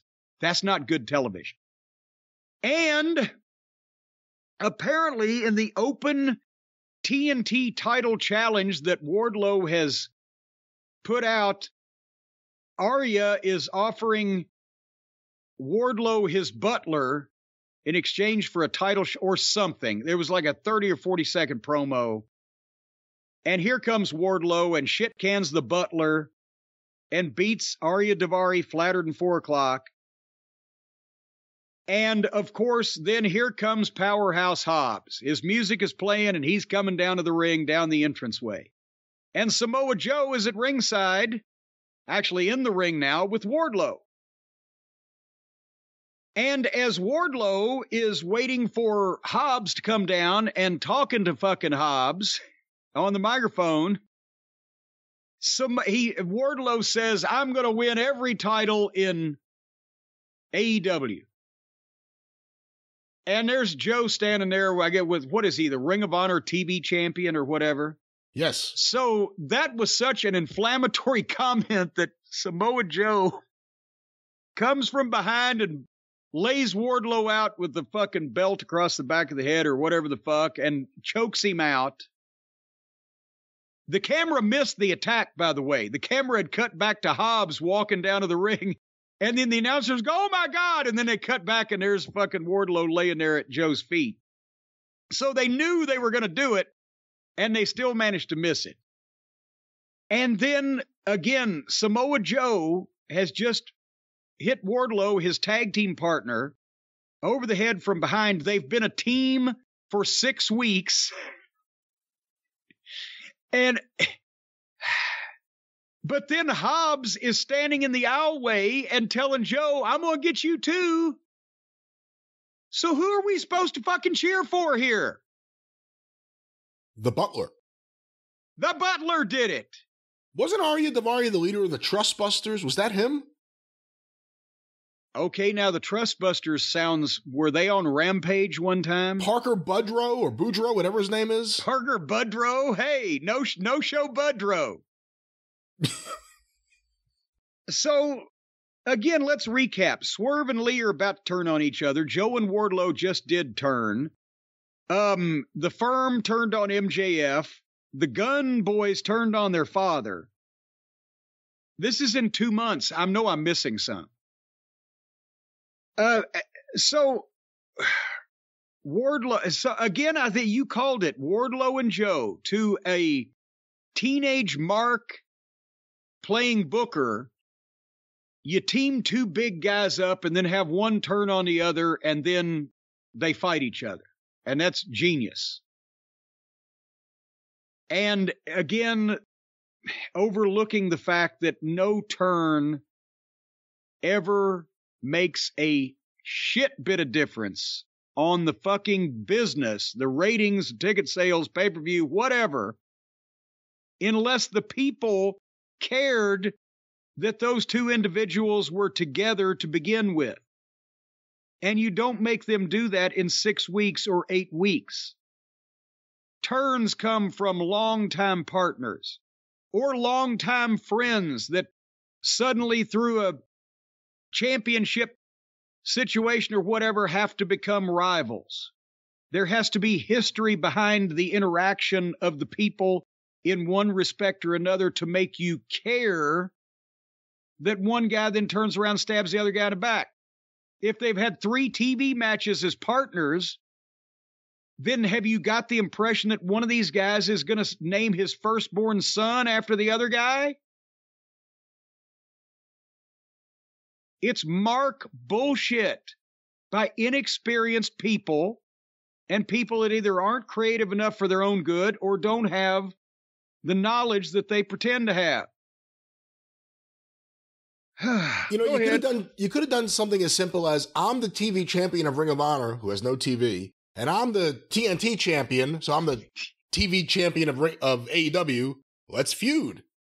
Instead, they were put together clearly just to break them up, and it was obvious, and that's bad.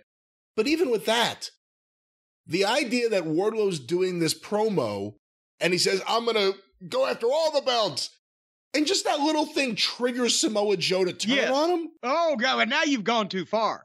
What was that? I mean, it was a weird line for him to utter out, and then the reaction, it was just nothing with Wardlow since the MJF thing has been good at all, and the stuff with him and Samoa Joe just doesn't make any sense. Well, we were at 50 minutes past the hour on the East Coast of 8 o'clock, and in the ring comes Tony Schiavone with Dr. Britt Baker and Saraya. And again, Tony Schiavone, the interviewer of the announce team, gets him in the ring, asks Saraya one question, and Saraya snatches Tony Schiavone's microphone, and Tony just wanders off and leaves him the ring. But he doesn't even leave with authority. He goes over in the corner. He checks his earpiece. He's like, should I just leave? Somebody tells him, yeah, just go. And then this is supposed to be a face-to-face confrontation between Saraya and Britt Baker where they've got shit to say to each other and they're going to air this whole thing out. And not only was this the most unnatural looking interview I've ever seen, but Britt Baker, who the one thing we've always said is the best promo on the female roster, this was fucking brutal. Saraya drug Britt Baker down to her fucking verbal level. Because they started off with the face-to-face by standing 15 feet apart from each other in this empty ring with not even old Grandpa Tony Schiavone to keep them apart if they're so fucking mad at each other. And Saraya talks to the crowd and barely even looks at Britt Baker. Did you see where they were standing unnaturally staged away from each other and talking to the crowd instead of the person that they were upset at, that they were trying to fucking chasten and vent at? And at one point when Britt Baker starts talking, Saraya kind of comes up closer and looks at her, but then they start arguing over whose house it is. And they're screaming, it's my house, my house. And finally, Britt said, well, I built this place and I don't take walk-ins, so bitch, make an appointment. And the heel, Britt Baker, gets cheered for making that comment to the babyface. And Saraya answers Britt Baker by backing up and wandering around talking to the crowd again about how much she loves this business. I got hit by a car and wrestled because I love this business. Who cares how much you love the business? Nobody, except the small number of marks that kind of line appeals to. Nobody cares how much you love the business, chickadee. They care how mad you are at Britt Baker and how much you want to prove that you're the top girl in AEW, and if you got to go through the dentist to do it, then you're going to waltz her across Texas or something to that effect. Not go, I love this business, and you should all feel now I'm cleared. I got hit by a car and I still wrestled because I love this business. Plus, I needed the 35 pounds. They were trying to make Saraya a big babyface with this backstory, but then Britt Baker had the babyface lines. Saraya wandered around and screamed about all she'd done for everybody, and finally got a pop challenging Britt Baker for a match at Full Gear where she said, "I'm cleared." But by the way, did you see the clearance letter that she tweeted out or sent out or whatever? The undated clearance letter? One line. Saraya is cleared to wrestle with no restrictions. And then she said, "Well, we're going to try it once a month as a star." Anyway, maybe she got Trump's doctor, the hippie from fucking Brooklyn or wherever that was. Signed, Dr. Mike Lano. There you, Dr. Mike Lano strikes again. He's the clearer. Anyway, they got a pop with the challenge for the match. Then Saraya tosses the microphone down and awkwardly goes and stands by the ropes. And Britt Baker's awkwardly looking at her, and apparently neither one knew which to go first. And finally, Britt attacked her, but Saraya ducked, kicked her, and hit a modified DDT, where she almost dropped Britt Baker face first on the microphone, laying in the ring, if anybody noticed that. So that would have been the third broken nose, I think, for Britt. And she screamed, "This is my house!" And 10 solid minutes for these two to kick Tony Schiavone out of the ring and scream about whose house it was. You know, it was good and bad, because there were moments where I was like, wow, look at where this is going. You brought up Britt Baker usually does a good job. If you really think about it, how many good Britt Baker promos in front of a live crowd are there? Versus how many are in the back? But I'm still pretty sure I've seen her be better than this live. But it was like the girl wouldn't get up in her face. There was no tension between the two of them. They were wandering around talking to the people half the time. The problem was the argument they're having. Listen to what happened with the crowd. The heel, Britt Baker, started telling the truth and never lied once, and the crowd got behind her. Yeah. How dare you? You were over there being a superstar. I was the one here from the very beginning, from the press conference, and I did all these things, and now you're supposed to come in here and say it's your house? How is this your house? And the people are like, yeah, you know what? She's right. And her answer was, I've done so much for everyone. Look at everything I've done and everything I've been through. It's my house. Terrible. And apparently she's cleared. Apparently she wasn't cleared when she got physical with Britt Baker on TV, and that's a whole nother story.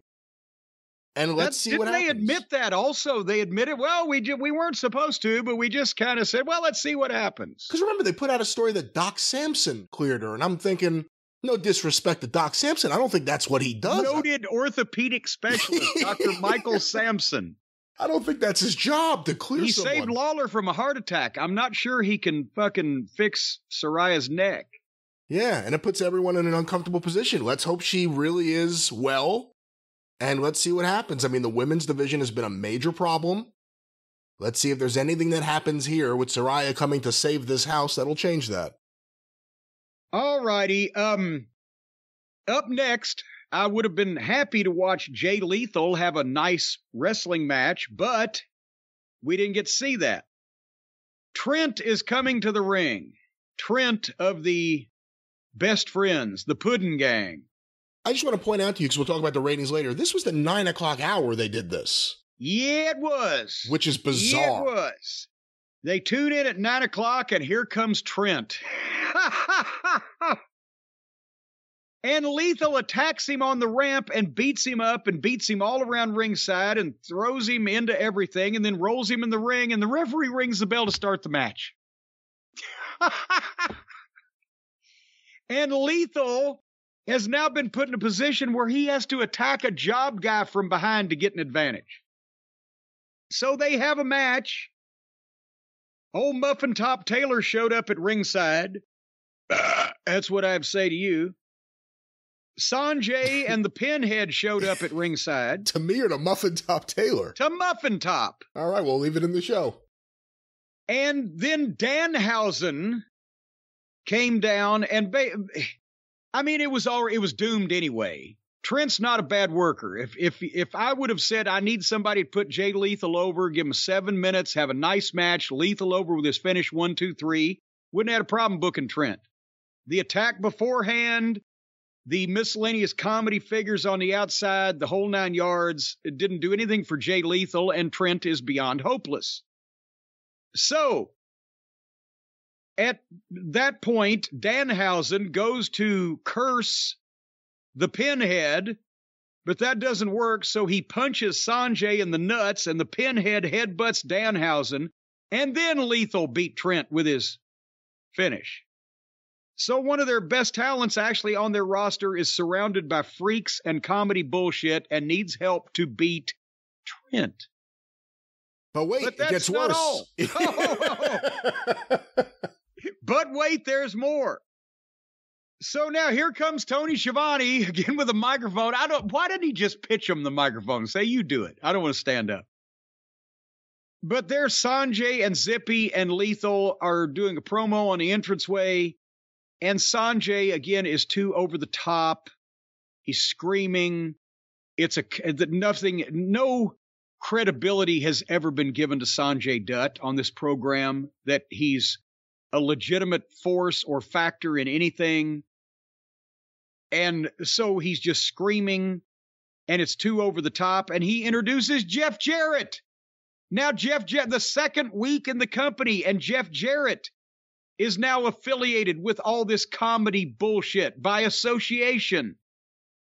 Jeff Jarrett. And if anybody doesn't like Jeff, I don't give a shit. He's still a fucking name that people have actually heard of. And you're gonna, within 2 weeks of him showing up, he's involved with Danhausen and the Puddin' Gang and being represented by Sanjay Dutt with a pencil behind his ear. And putting over Jay Lethal verbally when Lethal just needed all kinds of help to beat a fucking job guy.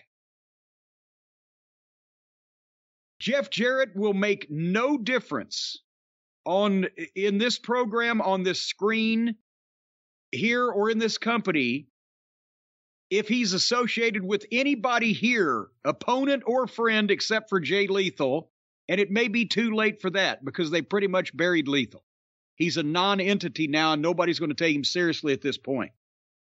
And then, just to make sure that it really sucks real big donkey cock, they make Jeff phony too at the end of this because, for whatever reason, they decided to show on camera, like they always do in every interview, one of the production assistants behind the camera wrapping Jeff up. And Jeff said, what are you trying to do, wrap me up? Didn't they do this bit like a month ago with somebody else?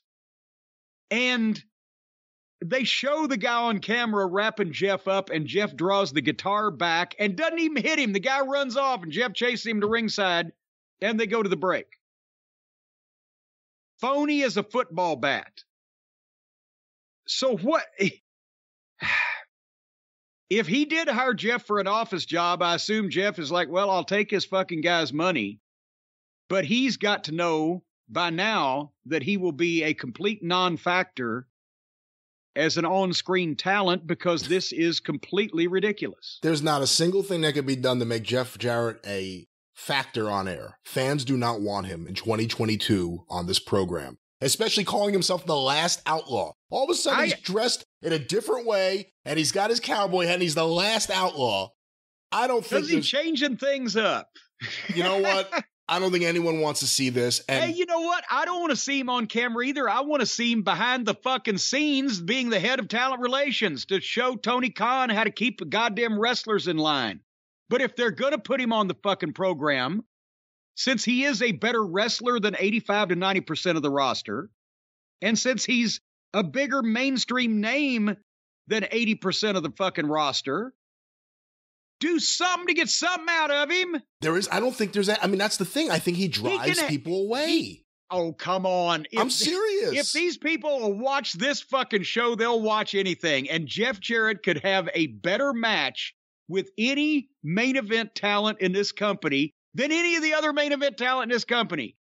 He could have a better match with Danielson than anybody else. A better match with fucking I agree with you. Moxley than anybody else. A better match with anybody than anybody else. Pay him fucking $50,000 a week and say, just put everybody over from now on. Teach him something. 50 grand a week. Well, whatever. I'm just bring him out every week, have him do a 20-minute job for everybody on the roster.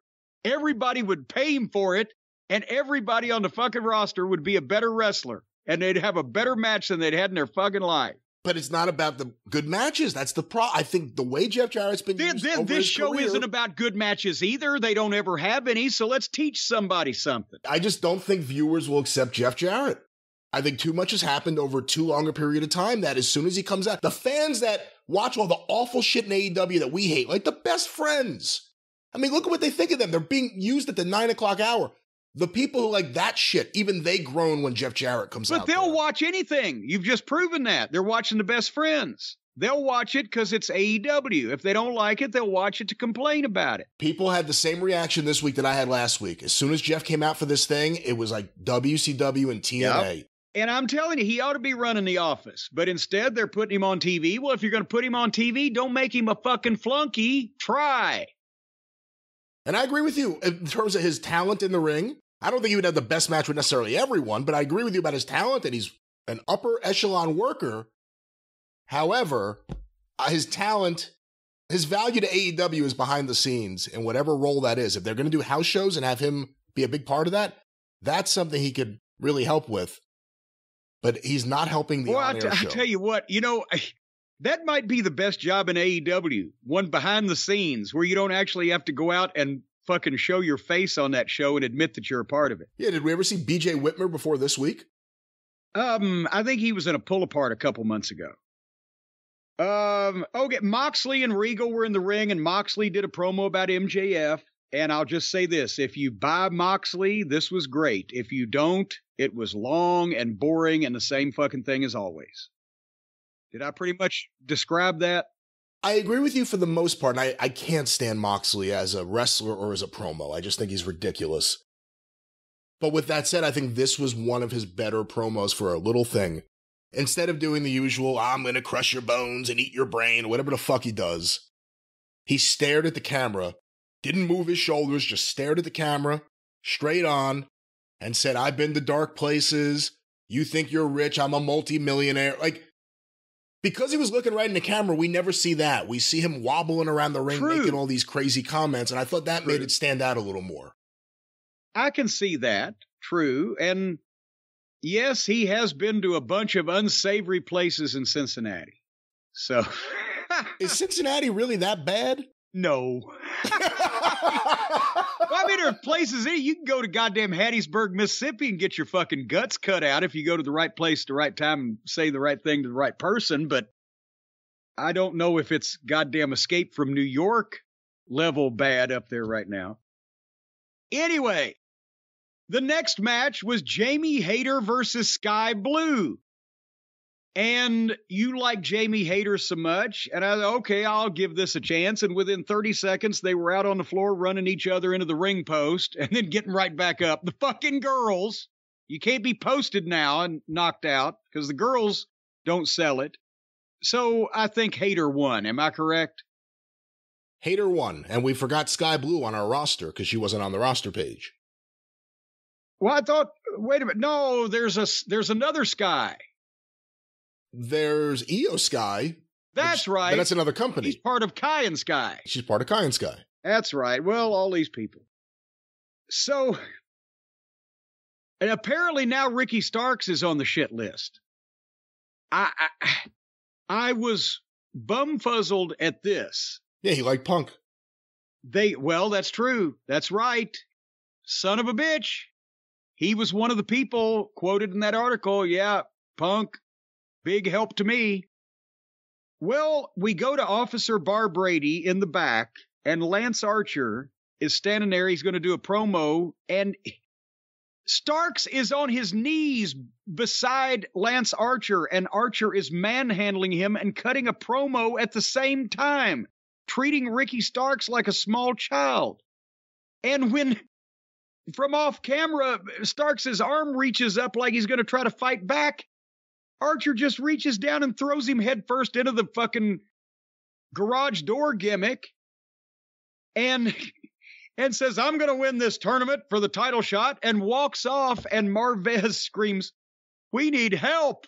with that much emotion. So Starks, now what the fuck? Why would you could do that to any job guy? I mean, it's overdone to begin with. It's completely phony. And Archer's been doing it since the start, which is why he never got over throwing around supposed job guys and production people and fans over the rail, whatever. But now you're going to treat Starks like a fucking dumpling? Like Mustafa Ali. He's the Mustafa Ali of AEW, the way they're booking him right now. Yeah.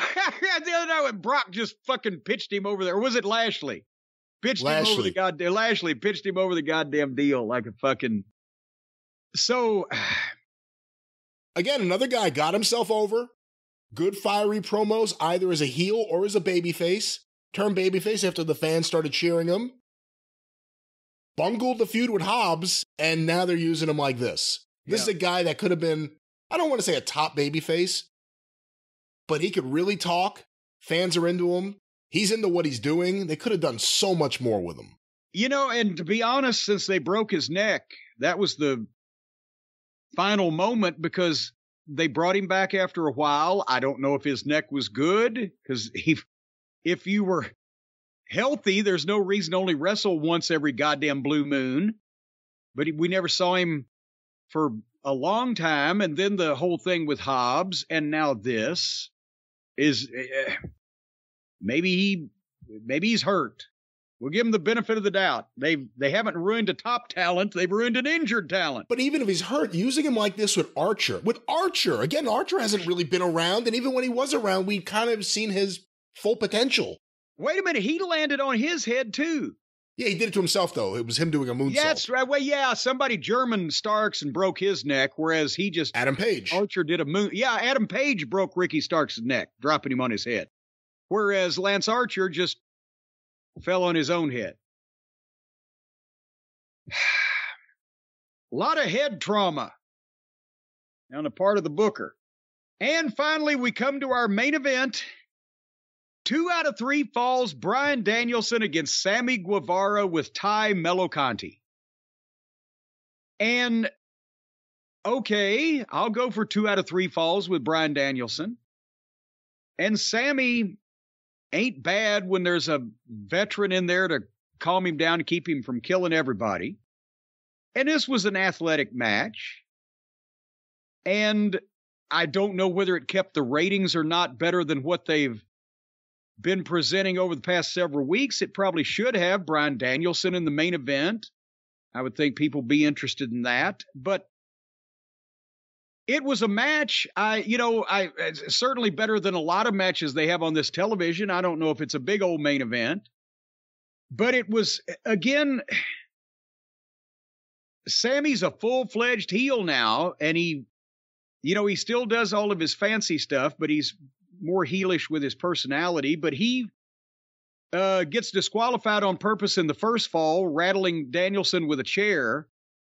And then apparently, I don't know if that was supposed to get the juice and didn't do it, but then he gets the PA microphone and bashes Danielson over the head with it about 12 times. And when we come back from the break for the second fall, Danielson's bloody. And then Danielson finally hits his finish and evens it up, Sammy hits his finish and evens it up 1 fall each. And then third fall, Danielson big comeback, back and forth. Sammy went for a backflip off the top rope and missed completely. Danielson had to reach out to the side and then just fall down. So, of course, they replayed that. But then the people, as they went home, the people were into it, back and forth and trying for submissions or hitting moves or whatever. And right when Danielson gets the label lock and Sammy's trying to fight out of it and Danielson's trying to fight to keep it, and he really cranks back and my DVR froze, which meant they were 30 seconds away from the end of the fucking show. I assume Sammy tapped out. Am I correct in this? I believe so. Now you're making me question it, which is sad. I don't remember the finish of the main event of AEW Dynamite, but I think so. Well, there you go. One of these days, they're going to go straight off the air without getting the finish in.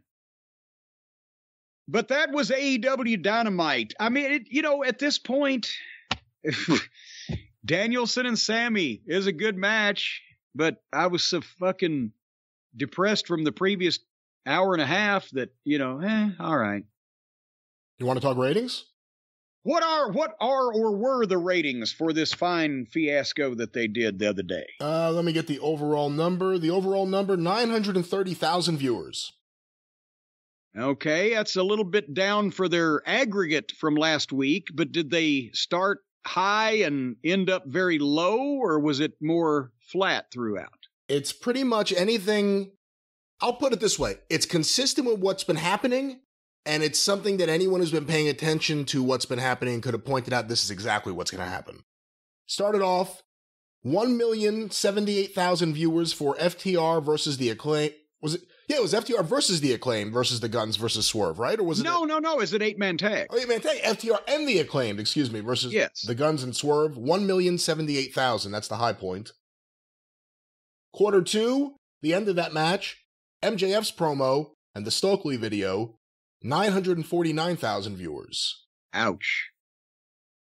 Quarter 3, Eddie Kingston versus Ethan Page, as well as the Dark Order and Rush's confrontation backstage, and Wardlow versus Arya Daivari, 941,000 viewers.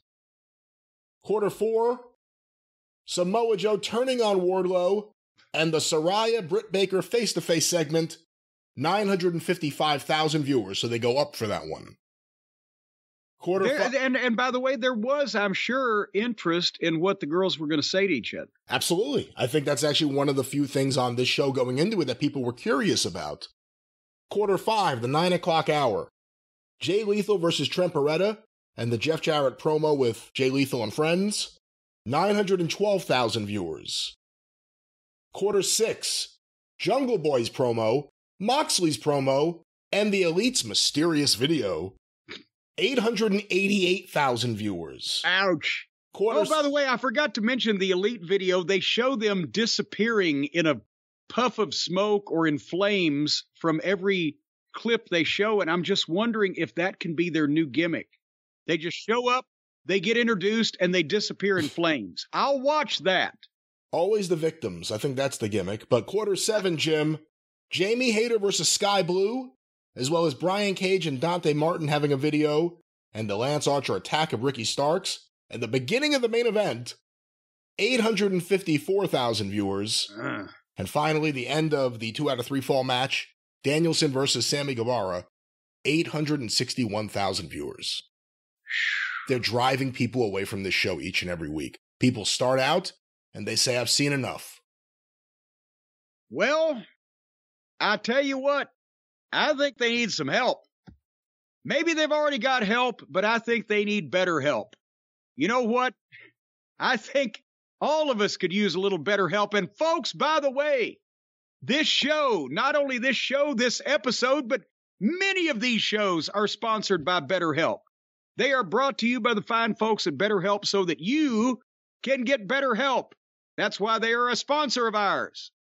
And right now, if you go to betterhelp.com, that's HELP, you will find that what we've been talking about is true. It is easy to find a therapist, to switch therapists, to find somebody to talk to.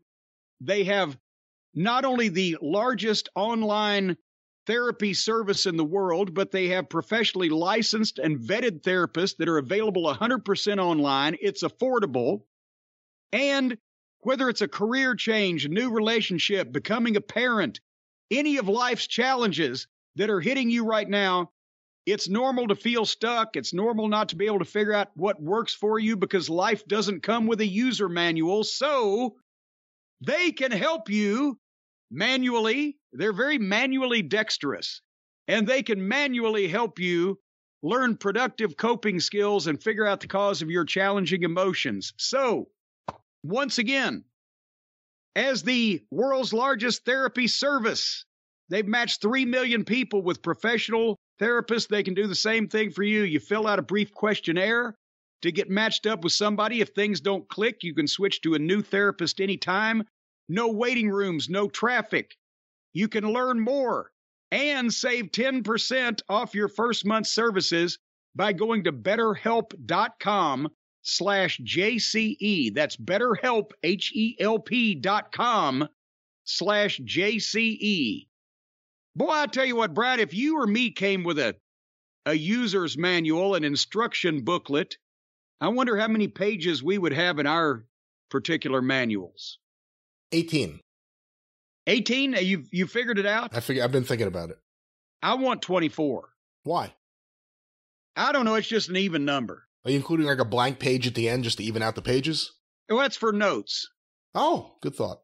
That's for notes. Good idea. But life ought to come with an instruction manual, but then again, you probably wouldn't be able to read it because, goddamn, we got our brand new thermostat on our brand new air conditioner and furnace in our brand new remodeled room. And it'd been me, Stacy, a contractor, 2 carpenters, and Harley Quinn, and none of us could figure out how to work that fucking thing. Sounds like you need someone to talk to. I need somebody to come over here and fix my thermostat. That's what I need. Well, we can't get that from BetterHelp, but you can certainly have someone to talk to. That's right. If you're hot or cold, call somebody else. But if you need somebody to talk to, call BetterHelp. Well, actually, don't call them because they don't have a phone number, at least not one they've shared with us. Go to the website, betterhelp.com/JCE while you're at it. I wonder if they give their home phone numbers out. Absolutely not. Well, Brian, now that we've got all that information imparted to the folks, what's going on in the world of the wrestling news and Arcadian Vanguard this fine week? Another fine week on the Arcadian Vanguard Podcast Network. Get information about all the shows on Twitter at Superpodcast or on Facebook at facebook.com/Arcadian Vanguard. Of course, also on YouTube, youtube.com/Arcadian Vanguard. Few notes, the wrestling news every day, covering the wide world of professional wrestling and bringing it to you for free with a daily newscast, minus any opinion, just the facts. Dragnet would have approved of this podcast, The Wrestling News. Hear it today at thewrestlingnews.com or wherever you find your favorite podcast. Look for Arcadian Vanguard's The Wrestling News and get your wrestling news you can trust every single day. Cleaning woman Clara Clifford discovered that kleptomaniac Claude Cooper from Cleveland was the one who copped the clean copper clappers kept in the closet. It was a good performance by both men that day. Yes, but what else are you doing? I don't know how you want me to follow that. You all of a sudden start doing bits from fucking old television shows. Anything else? Have you watched any Jack Benny lately? Yes, as a matter of fact, wow.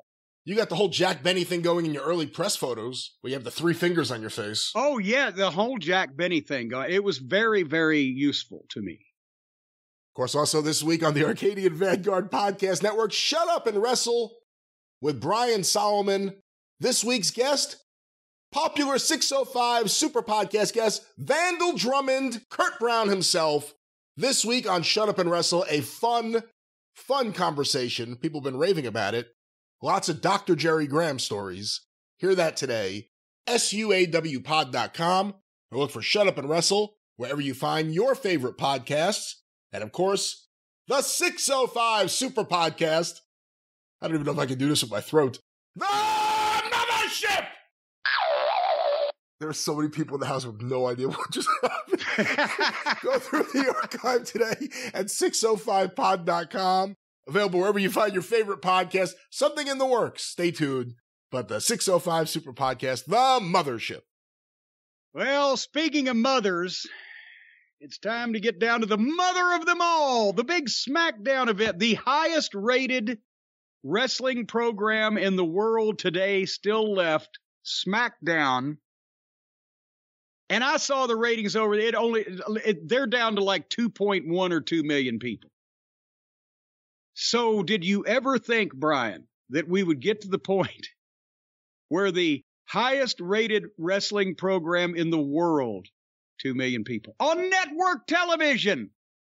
We did twice that on TBS at 6 o'clock on a Saturday night 35 years ago. All righty, but I'm about to tell you why they do these ratings.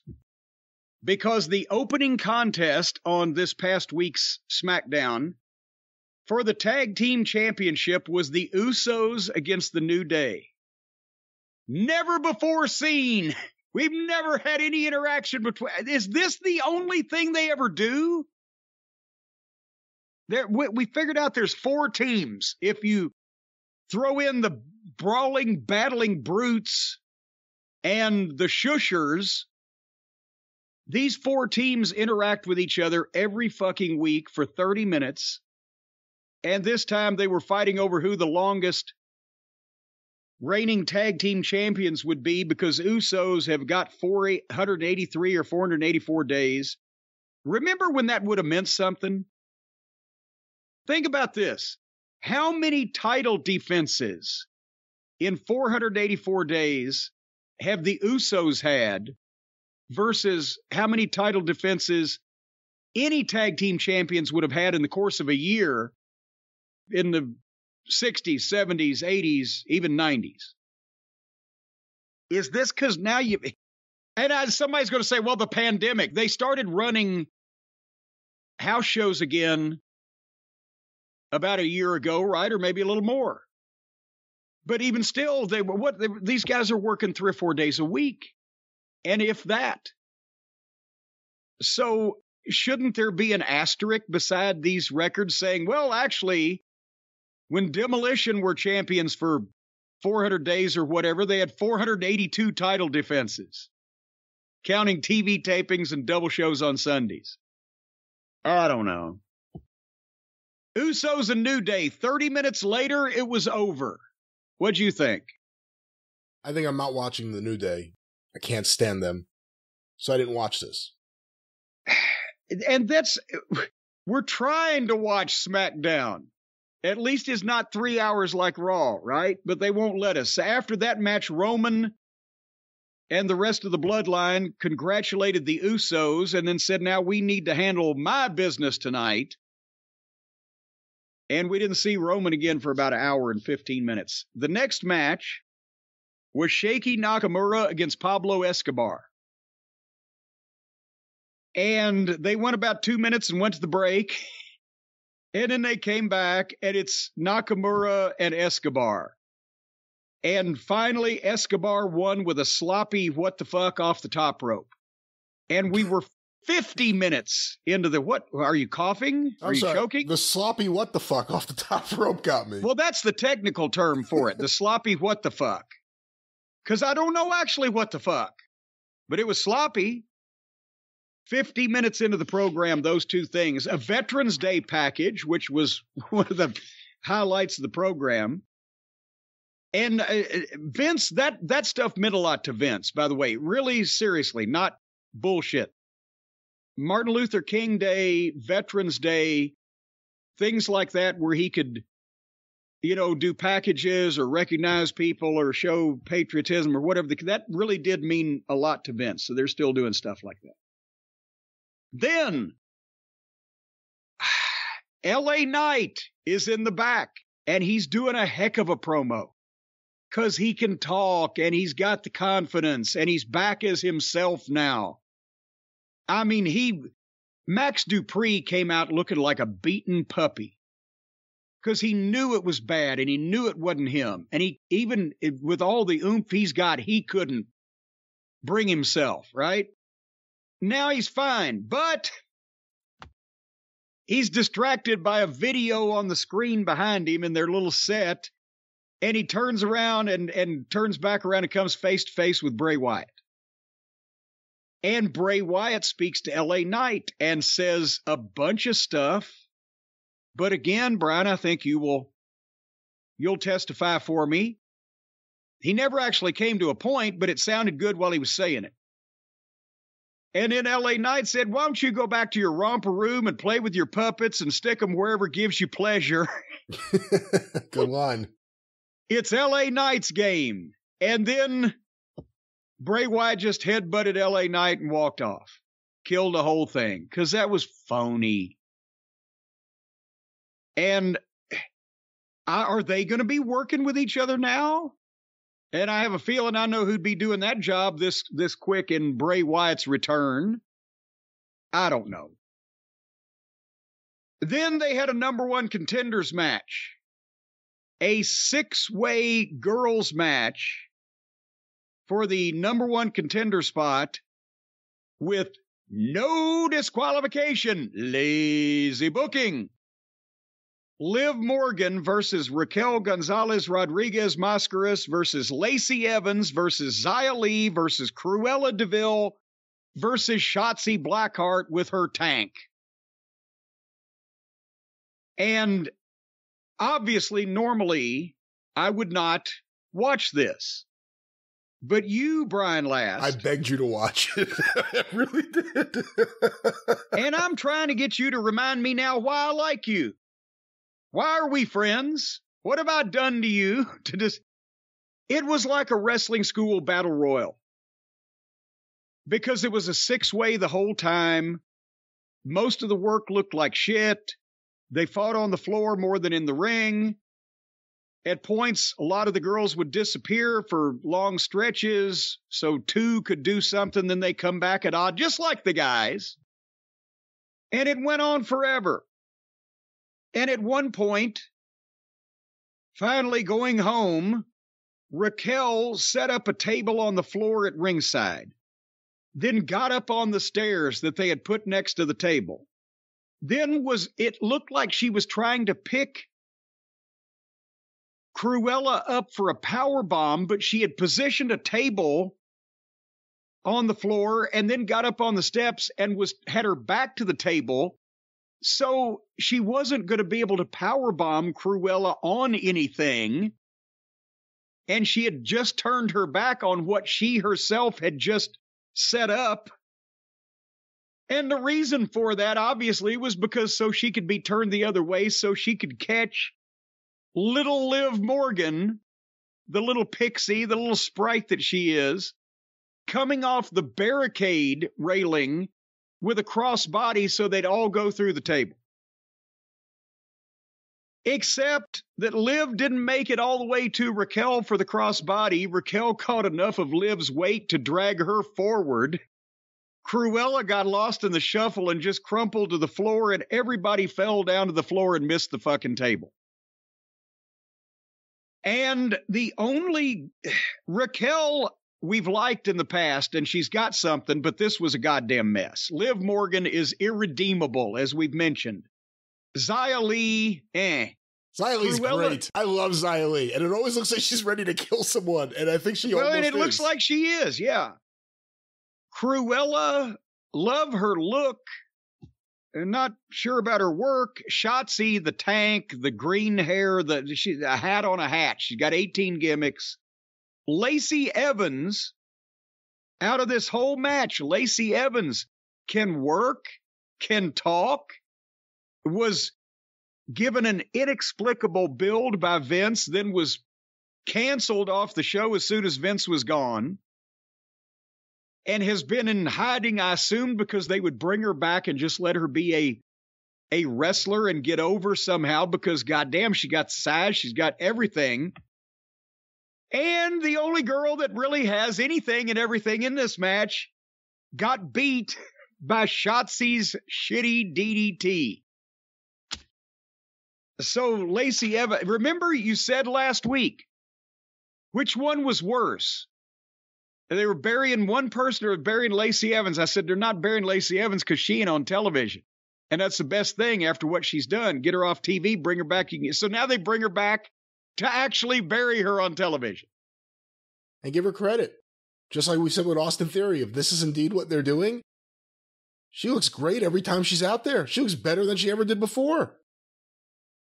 And she gets beat. And she gets beat by Shotzi. And that's another one that I'm going to be curious how fans take to Shotzi. She's been there a while, but you never really hear about her. And now they're going for it appears. Well, she had a toy tank. Now they've given her an actual full-size fucking tank. And now her former NXT boss is in charge. So yeah, we'll see what happens here. But anyway, and by the way, she went in the back after the break and was doing a promo, and Rhonda and Shayna Baszler came up and grabbed her and choked her out.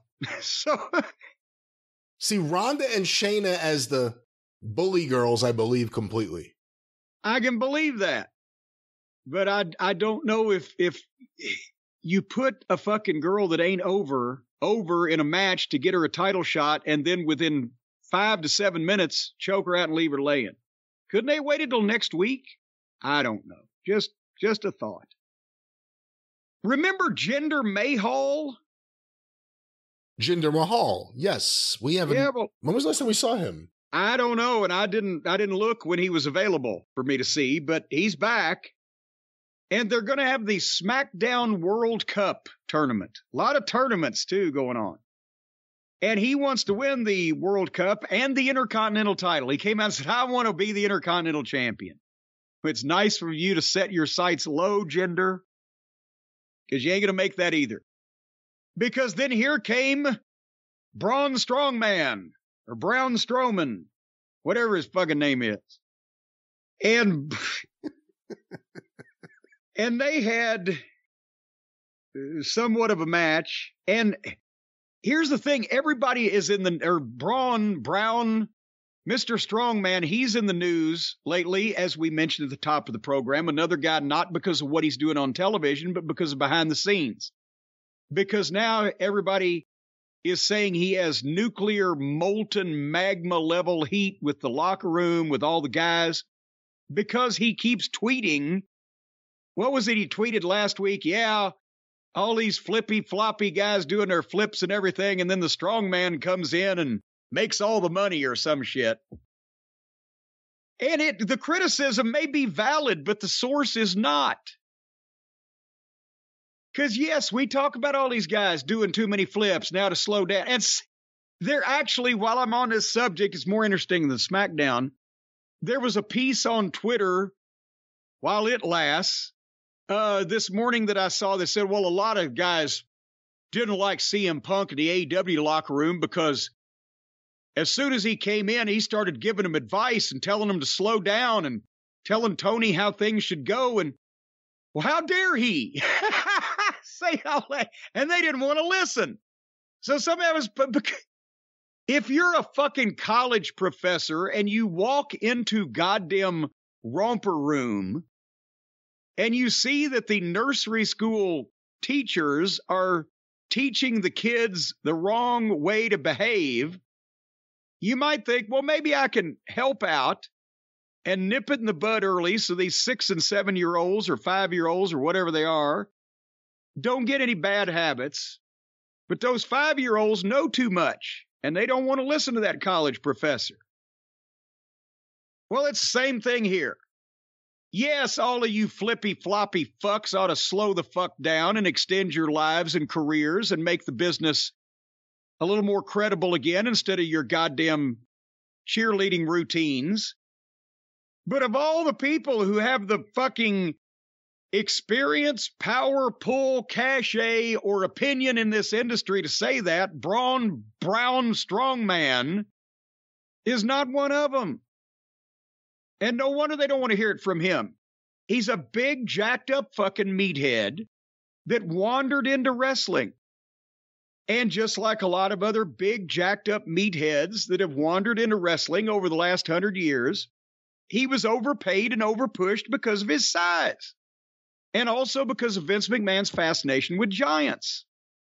And that's not say that he can't draw any money or can't fulfill any position in the wrestling business. But you see by the fact that they fired him a year or two ago because he was making a couple $1,000,000 a year, he will never be worth that much money to this company. And I bet you he came back for less than he was making before because he didn't get any other takers anywhere else that were going to give him a full-time job. He tried to start his own promotion, which is he bailed on as quickly as he got a fucking nibble elsewhere. Yes, you can take a big fucking empty-headed klutz like this and you can make money with him in the wrestling business. And sometimes through no fault of his own or no help of his own, you can make money with him in the wrestling business. But that doesn't give that, because he's guaranteed money, doesn't even have to draw it. And because of an accident of birth that he's born this size, that doesn't give him the goddamn justification to critique other guys who have spent more time and money and effort and pain and agony and blues paying their dues and working and etc. and going through indies and blah, blah, blah to get to where they are. They don't like to hear that.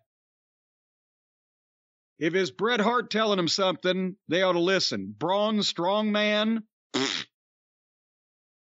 So, big boy, I got to tell you. And then, by the way, and then he tweeted, well, I was just joking. Nobody can take it. That's because the way you tweet, it looks like English is your second language to begin with. You're not that bright. You're a big, jacked up fucking 375-pound steroid freak that used to turn over trucks and car tires in your strongman competition that you yourself said made you no money. That's why you got into wrestling. So you've been rewarded for your freak of nature size and your marginal wrestling ability. You've been paid millions of dollars a year when guys that could outwork you and outtalk you and outthink you have never made anywhere near that amount of money just because they were born 6'2" and 250. And if you'd been born that brown, you'd be parking fucking cars. So criticism may be valid. Source is not. If I were you, Mr. Strongman, I would quit fucking knocking the boys you got to share a locker room with because you might be able to learn something from them. Most of the guys in the WWE have been highly trained. Or you might just be able to get along better without any of them X-laxing your fucking chocolate chip cookies if any of them have any hair on their balls like the guys used to do in the old days. But anyway, speaking of... Say again? I was going to say he is over, though. He got a big pop when he won. Well, yes, because he's a big fucking jacked up monster guy. So they need to use him that way and see what they can get out of him. But I'm hearing he's a guy that likes to get there late and leave early. And that doesn't get over in that environment. The Warrior. The Warrior. And he's got an attitude problem and he doesn't realize how lucky he is. What talent in the real world does this fucking guy have? Not one that we've seen. So settle down there, Brown. You'll be all right. Just do what you're told instead of what you think you ought to do. You know, there are people who think Jeff Jarrett was referring to him in his promo on Dynamite this week. Okay, make that connection. When he was talking about WWE, clearly, when he talked about the Banana Nose Circus or whatever he called Triple H's WWE. Oh, yeah, Banana Nose's Circus, yes. But he said something about giants and skinny jeans or skinny red. Well, whatever he said, it was something that was, a lot of people seem to think he was referring to Braun Strowman. I don't know, maybe Braun's more unpopular than we thought. Anyway, so that was that. And then, God damn it, they took a match away from me I really wanted to see, Brian. I wanted to see Zelina Vega against B-Fab, worse than a sick man wants penicillin. Me too. Me too. And God dang it. So Skid Row does their entrance. And I got to be honest, they are... Huh? Hit Row. What'd I say? You said Skid Row. Yeah. That's Sebastian Bach's group. Or it used to be, at least. Okay, well, we wanted to see Skid Row, but instead we saw Hit Row. And I got to be honest with you, they are certainly convinced that they are over and important somehow. When they come out, they are exuding in themselves. They are just protruding, wow, are we great all over. Problem is, ain't none of them great at anything. Top Dollar dancing looks like a manatee in a sweatshirt. The fuck is it? Just there's parts of it. It's like fucking. What was that? The physical therapist they used to have in the WWE, Dr. Francois Petit. Francois Petit. He had the accent like that. I think he's a French, and he used to talk about Mick Foley. He said, "Mick, you're like a whale. Your bones have no structure." He said that's how Cactus was able to take those bumps, that his bones moved around and were malleable. Instead of being like a set skeleton, they just kind of moved everywhere. And I think Francois should get a hold of old Top Dollar. He could fucking put him back together 3 or 4 different ways. You wouldn't be able to tell the difference. Anyway, so it's supposed to be Zelina against B-Fab. But before the bell, because we still haven't seen B-Fab wrestle, I don't think. And boy, I can't wait to see that. And there's a big height difference there, too. I was so intrigued by this. Well, yes, and one's 5 feet tall, and one's 6'4" in high heels and whatever. But before the bell even rings, the Viking Raiders come in from behind and attack, and they have a horrible fight with... the Vikings were fighting the B-Fabs, or B-Fab's bunch, and I guess Zelina just got out of it because she didn't have a particular interest in that. And then the Viking Raiders' new girl leveled B-Fab, and then the Raiders flattened everybody else, and the girls' match was canceled.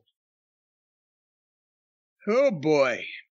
So now we got the Viking Raiders, and, yeah.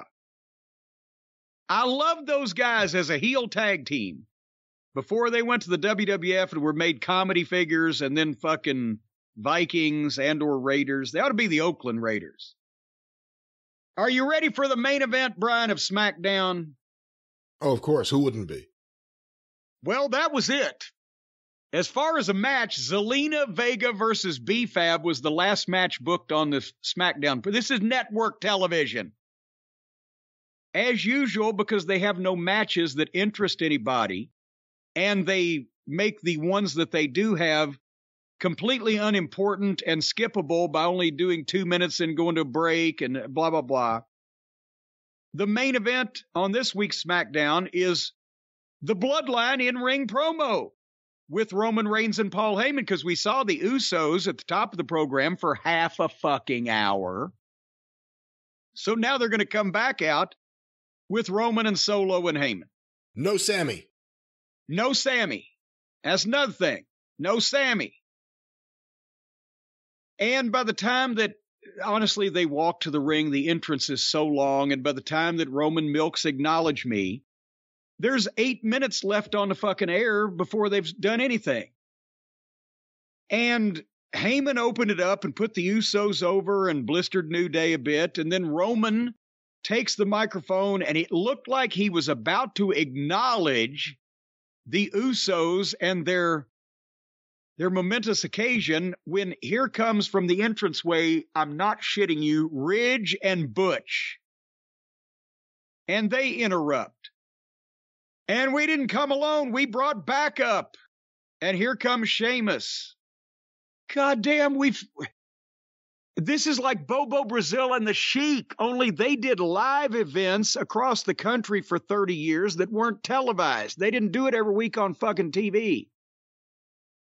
So there comes Sheamus, but his microphone was fucking up, which Roman goddamn made fun of. Said, you can't even work your microphone. How you gonna whip us?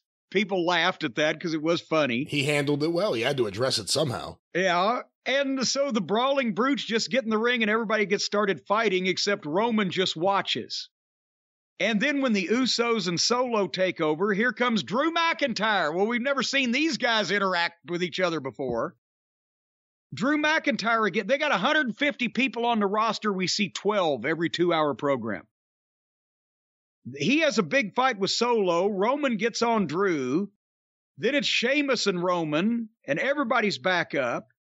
And they go off the air fighting. If the baby faces were more interesting and or more over, there wouldn't have been anything wrong with this necessarily, but it's the same fucking people. It's like, you know that Roman Reigns and Brock Lesnar are so far ahead of everybody else on this program that nobody's going to fucking really, nobody's going to beat either one of them except one or the other.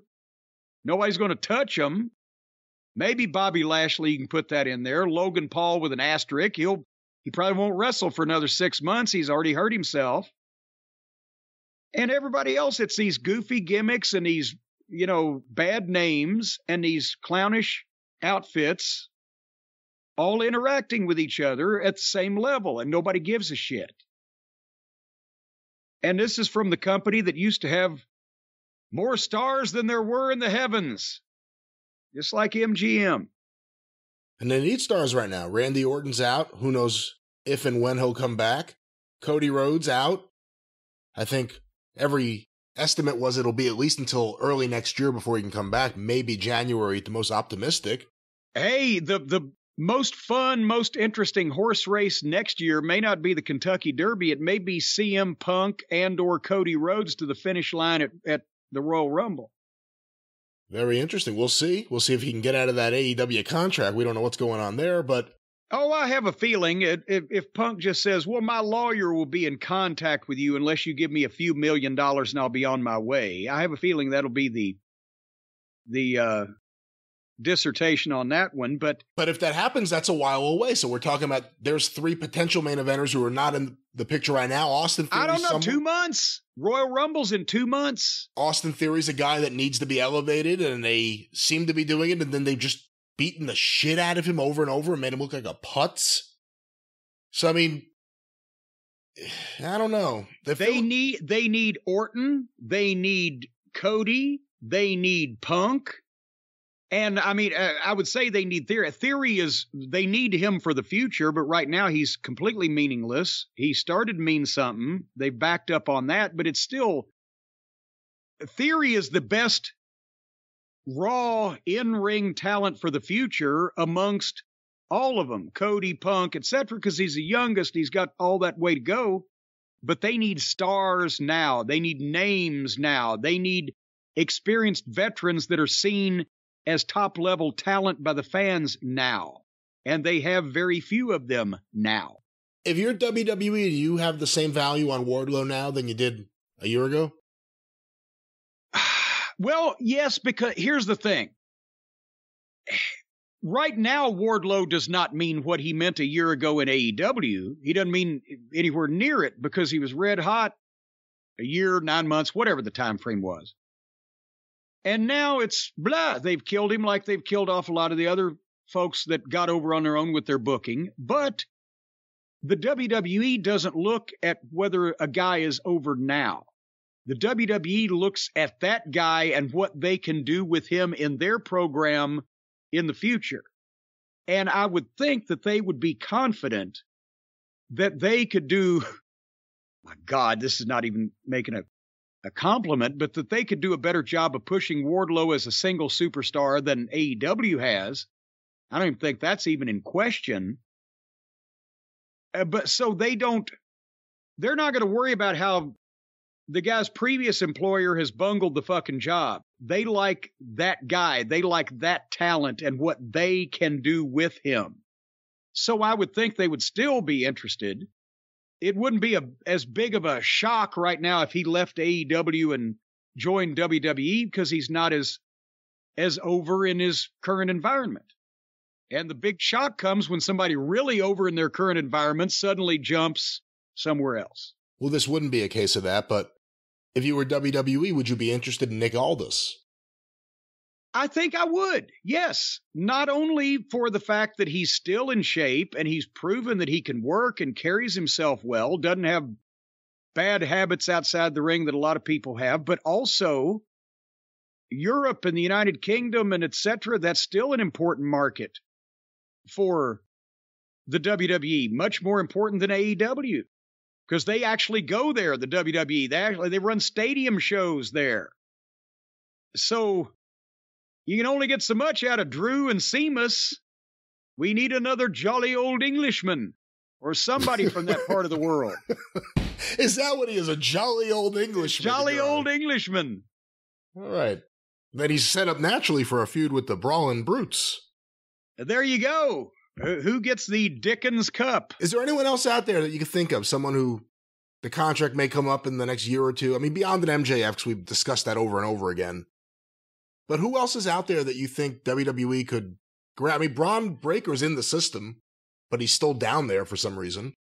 Well, and I know they don't want to rush him because they know that's the golden goose eventually. Because MJF is going to be huge, but MJF would lean more toward the Piper spot than the Hogan spot in the WWE hierarchy. They're always still going to want a guy like Braun Breaker to be that fucking guy. And Braun Breaker will be the guy, provided he doesn't get hurt. If he doesn't get hurt or sentenced to fucking prison, Braun Breaker will be the top star in the WWE in X number of years. Let's look at our list in AEW. Who else is there they could take that would mean a difference in the WWE? Bryan Danielson, that would be doesn't mean as much. It doesn't mean as much today as he meant a year ago to AEW, but to the WWE fan who doesn't pay attention to AEW or just knows of it and doesn't pay close attention, it is a main event caliber guy coming back. Then it becomes how they use him. Well, and that's why I was going to say that would be an interesting situation, because we got to remember the WWE fans, for whatever you want to say about either company, 70% or more of the WWE fans do not watch AEW.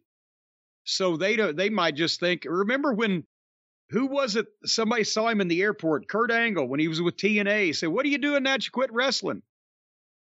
And that was when TNA had 500,000 more viewers than Dynamite does. Danielson could make a difference because of the nostalgia factor. He's over with that audience, what he's meant there before. We just mentioned Punk.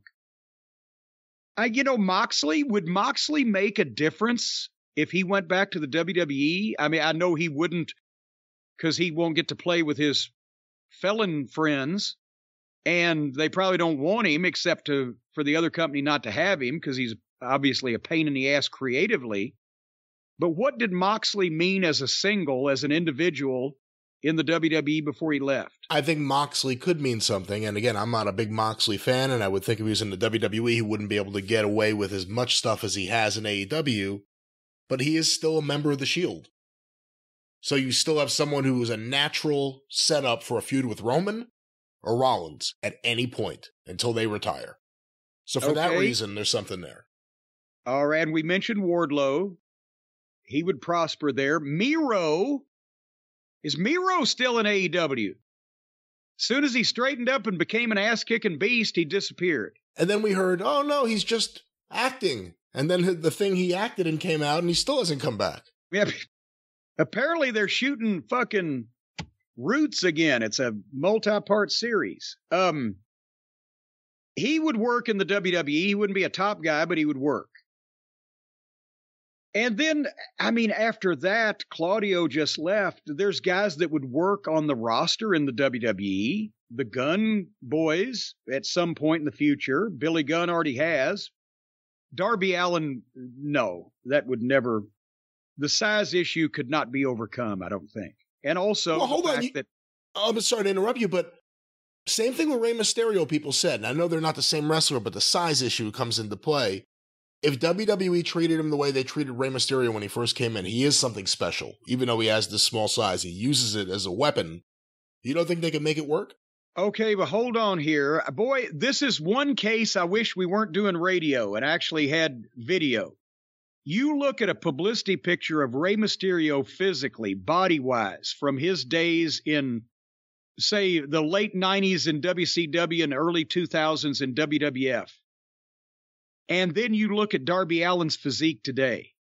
Ray was shorter than Darby and jacked to the gills. Darby is a little taller than Ray and has to run around in a garden hose to get wet. He's so thin. Plus, what I was going to say was probably even more of a stumbling block in the WWE. He obviously, I don't know whether Darby Allin's getting any direction, being given any direction, but if he is, he won't take any, obviously. And if he's not, he might very well bow up under it, because the first thing they would tell him is no more of these goddamn goofy stunts you do, unless it's something that we booked and that we're shooting for video and to promote you with. And no more of these goddamn just goofy off the cuff things where you just fling yourself every which way in these matches, because if we're going to make an investment in you, we need you to hold up your end of the bargain and protect your body and take more calculated risks. And that's not what Darby Allin's all about. I don't think he'd make it 15 fucking minutes in the WWE. I don't think they would particularly like it. I don't think he'd like it.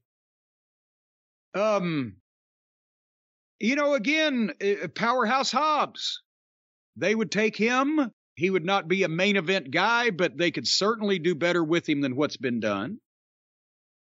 I'm looking at because I'm looking at the list of people that we kept and discarded when we went through the AEW roster, and even, the people that I was on the fence about. I mean, I don't know that they would make any difference in the WWE, nor would the WWE want them. The tosses, Jake Hager flunked out of that program. Matt and Jeff Hardy, they don't want them back at this point. The only,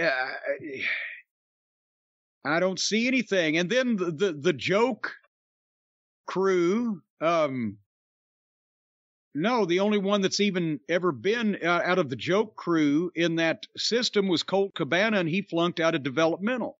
They didn't like his attitude. And then there's the EVPs and self-trained trampoline cowboys that, even though they've been used in a position there, I would not want on my roster because they're trouble, either personally or behind the scenes politically. WWE made an offer to Twinkle Toes and the Buckaroos just before Tony Khan started this company so that a billionaire wouldn't have access to them. I don't think now that they've seen what the company is, that there's any way in the world the WWE would want the Buckaroos, want to put up with their fucking egos or their smarmy little faces. They'd be a joke next to every other tag team they've got on the roster, physically. Don't ever forget, it's still WWE. They would still sign talent to hurt another company. And if WWE thought signing the Bucks and Omega would hurt AEW, they would do it in a heartbeat, just like they tried to do at the beginning before it even started. Well, the offer might be a little lower than what it was before now that they've seen what AEW looks like. And I think they would sign Twinkle Toes. I really do. And I think that they would quickly have nervous breakdowns trying to teach him anything or get him to do what they want him to do. And I think that he would end up with Heyman. That's the only thing they could try to do. Well, no, I think that he would end up probably having a nervous mental breakdown because the rest of the locker room would crucify and chastise him until he went out of his mind because he's a weirdo and he wouldn't get over there. He's like one of those, kids in the advanced classes that get special attention from the teacher. He wouldn't be getting that in the WWE because he wouldn't deserve it, and nobody gets it. And the other guys would fuck with him, and he wouldn't be able to take care of himself or put up with it or whatever, and he would be out of his mind. Adam Page, bleh. They might want Dino Douche because of the body, but then they'd put him in developmental, and then they'd figure out that's all they got. Oh, I forgot. They did, and they did, and he did, and they did, and he's been out of there. So, and you think at this point Jericho's coming? He just signed a 10-year contract anyway. Jericho wouldn't be. So there's nobody in the company that they want to steal. Really? Oh, boy. What about tag teams? Well, obviously, FTR would be don't want to say only. Let me think about it. They don't want, the WWE would not want the Acclaimed right now because they're too green and they're too young. They wouldn't want the Gun Boys. They would want the Guns if Billy was part of the package. They would want them if Billy was part of the package, and they probably would prosper better there, and that's probably where they'll end up. But right now, they wouldn't be going after the Guns because they're green. They just got rid of Keith Lee. They don't want him and Swerve. They just got rid of Swerve. FTR is the one tag team in this company. I mean, obviously, if you ever see Penthouse and Felix in the WWE, you better goddamn pinch yourself, people, because you're having a fucking acid flashback. The only tag team in this company WWE would want would be FTR, and if the WWE were smart, they would be going after them hot and heavy because their tag team division is dismal right now, as we've just talked about, with 4 or maybe 5 teams, and none of those teams can really work with every other team. They all have different styles, and I don't see a lot of complementary styles in the WWE tag teams, but FTR can work with anybody. The only problem with FTR, they lay out such complicated finishes because they think that everybody can hang with them and they think they can lead people through it. And they're doing much too complicated shit with people that's over their heads. Otherwise than that, they can work with anybody. So of any tag team in AEW, FTR is the only one I think that WWE would be in, and I'm sure they are. Because they're watching their work and they're seeing that they're over, even with no push, not just no push whatsoever, but an anti-push. We're going to try to do everything we can to hold them down. And the AEW fans still like them. So imagine if now that there's somebody new in charge, it's not going to make them wear Dr. Seuss outfits or whatever.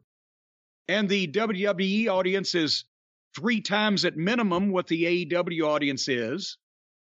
And they can go in and shake up the whole tag team division. If I was the WWE, I would be contacting somebody that might know when FTR's contracts were up, Cody Rhodes. Don't say that. You're going to get someone like Cody Rhodes in trouble. You're going to get someone in trouble. You've got somebody's phone number that ought to know when some of these contracts are up, Cody Rhodes. So I'm just stop saying that. For the record, there are plenty of people there who have FTR's phone numbers, I would assume.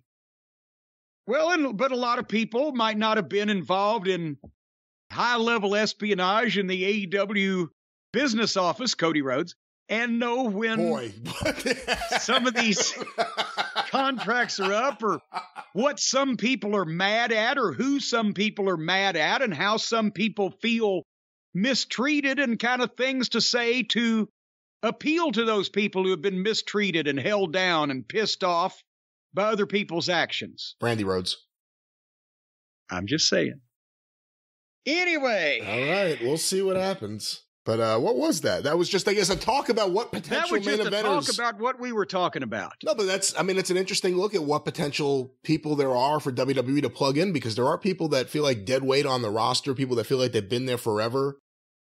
There aren't that many options. That's the sad thing. This is what happens when you destroy everyone else's companies.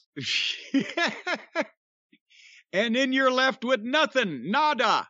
Caca. Bupkis.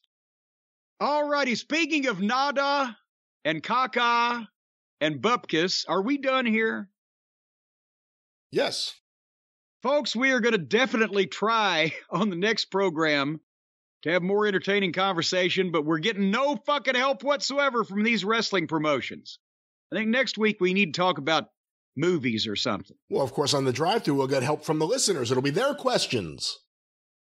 Oh, boy. So we got that to look forward to, huh? Yes, we do. Talk about from the wonderful listeners. Out of the frying pan and into the fire. It's your show on the drive-thru. All right. Well, it will be your show in a few days, and then it'll be my turn again, and we'll see what we can come up with. And if you have made all the comments you care to make, then I will close us up. I have made all the comments that I care to make. In that case, I have done all the show I care to do. Thank you, fuck you, and bye-bye, everybody.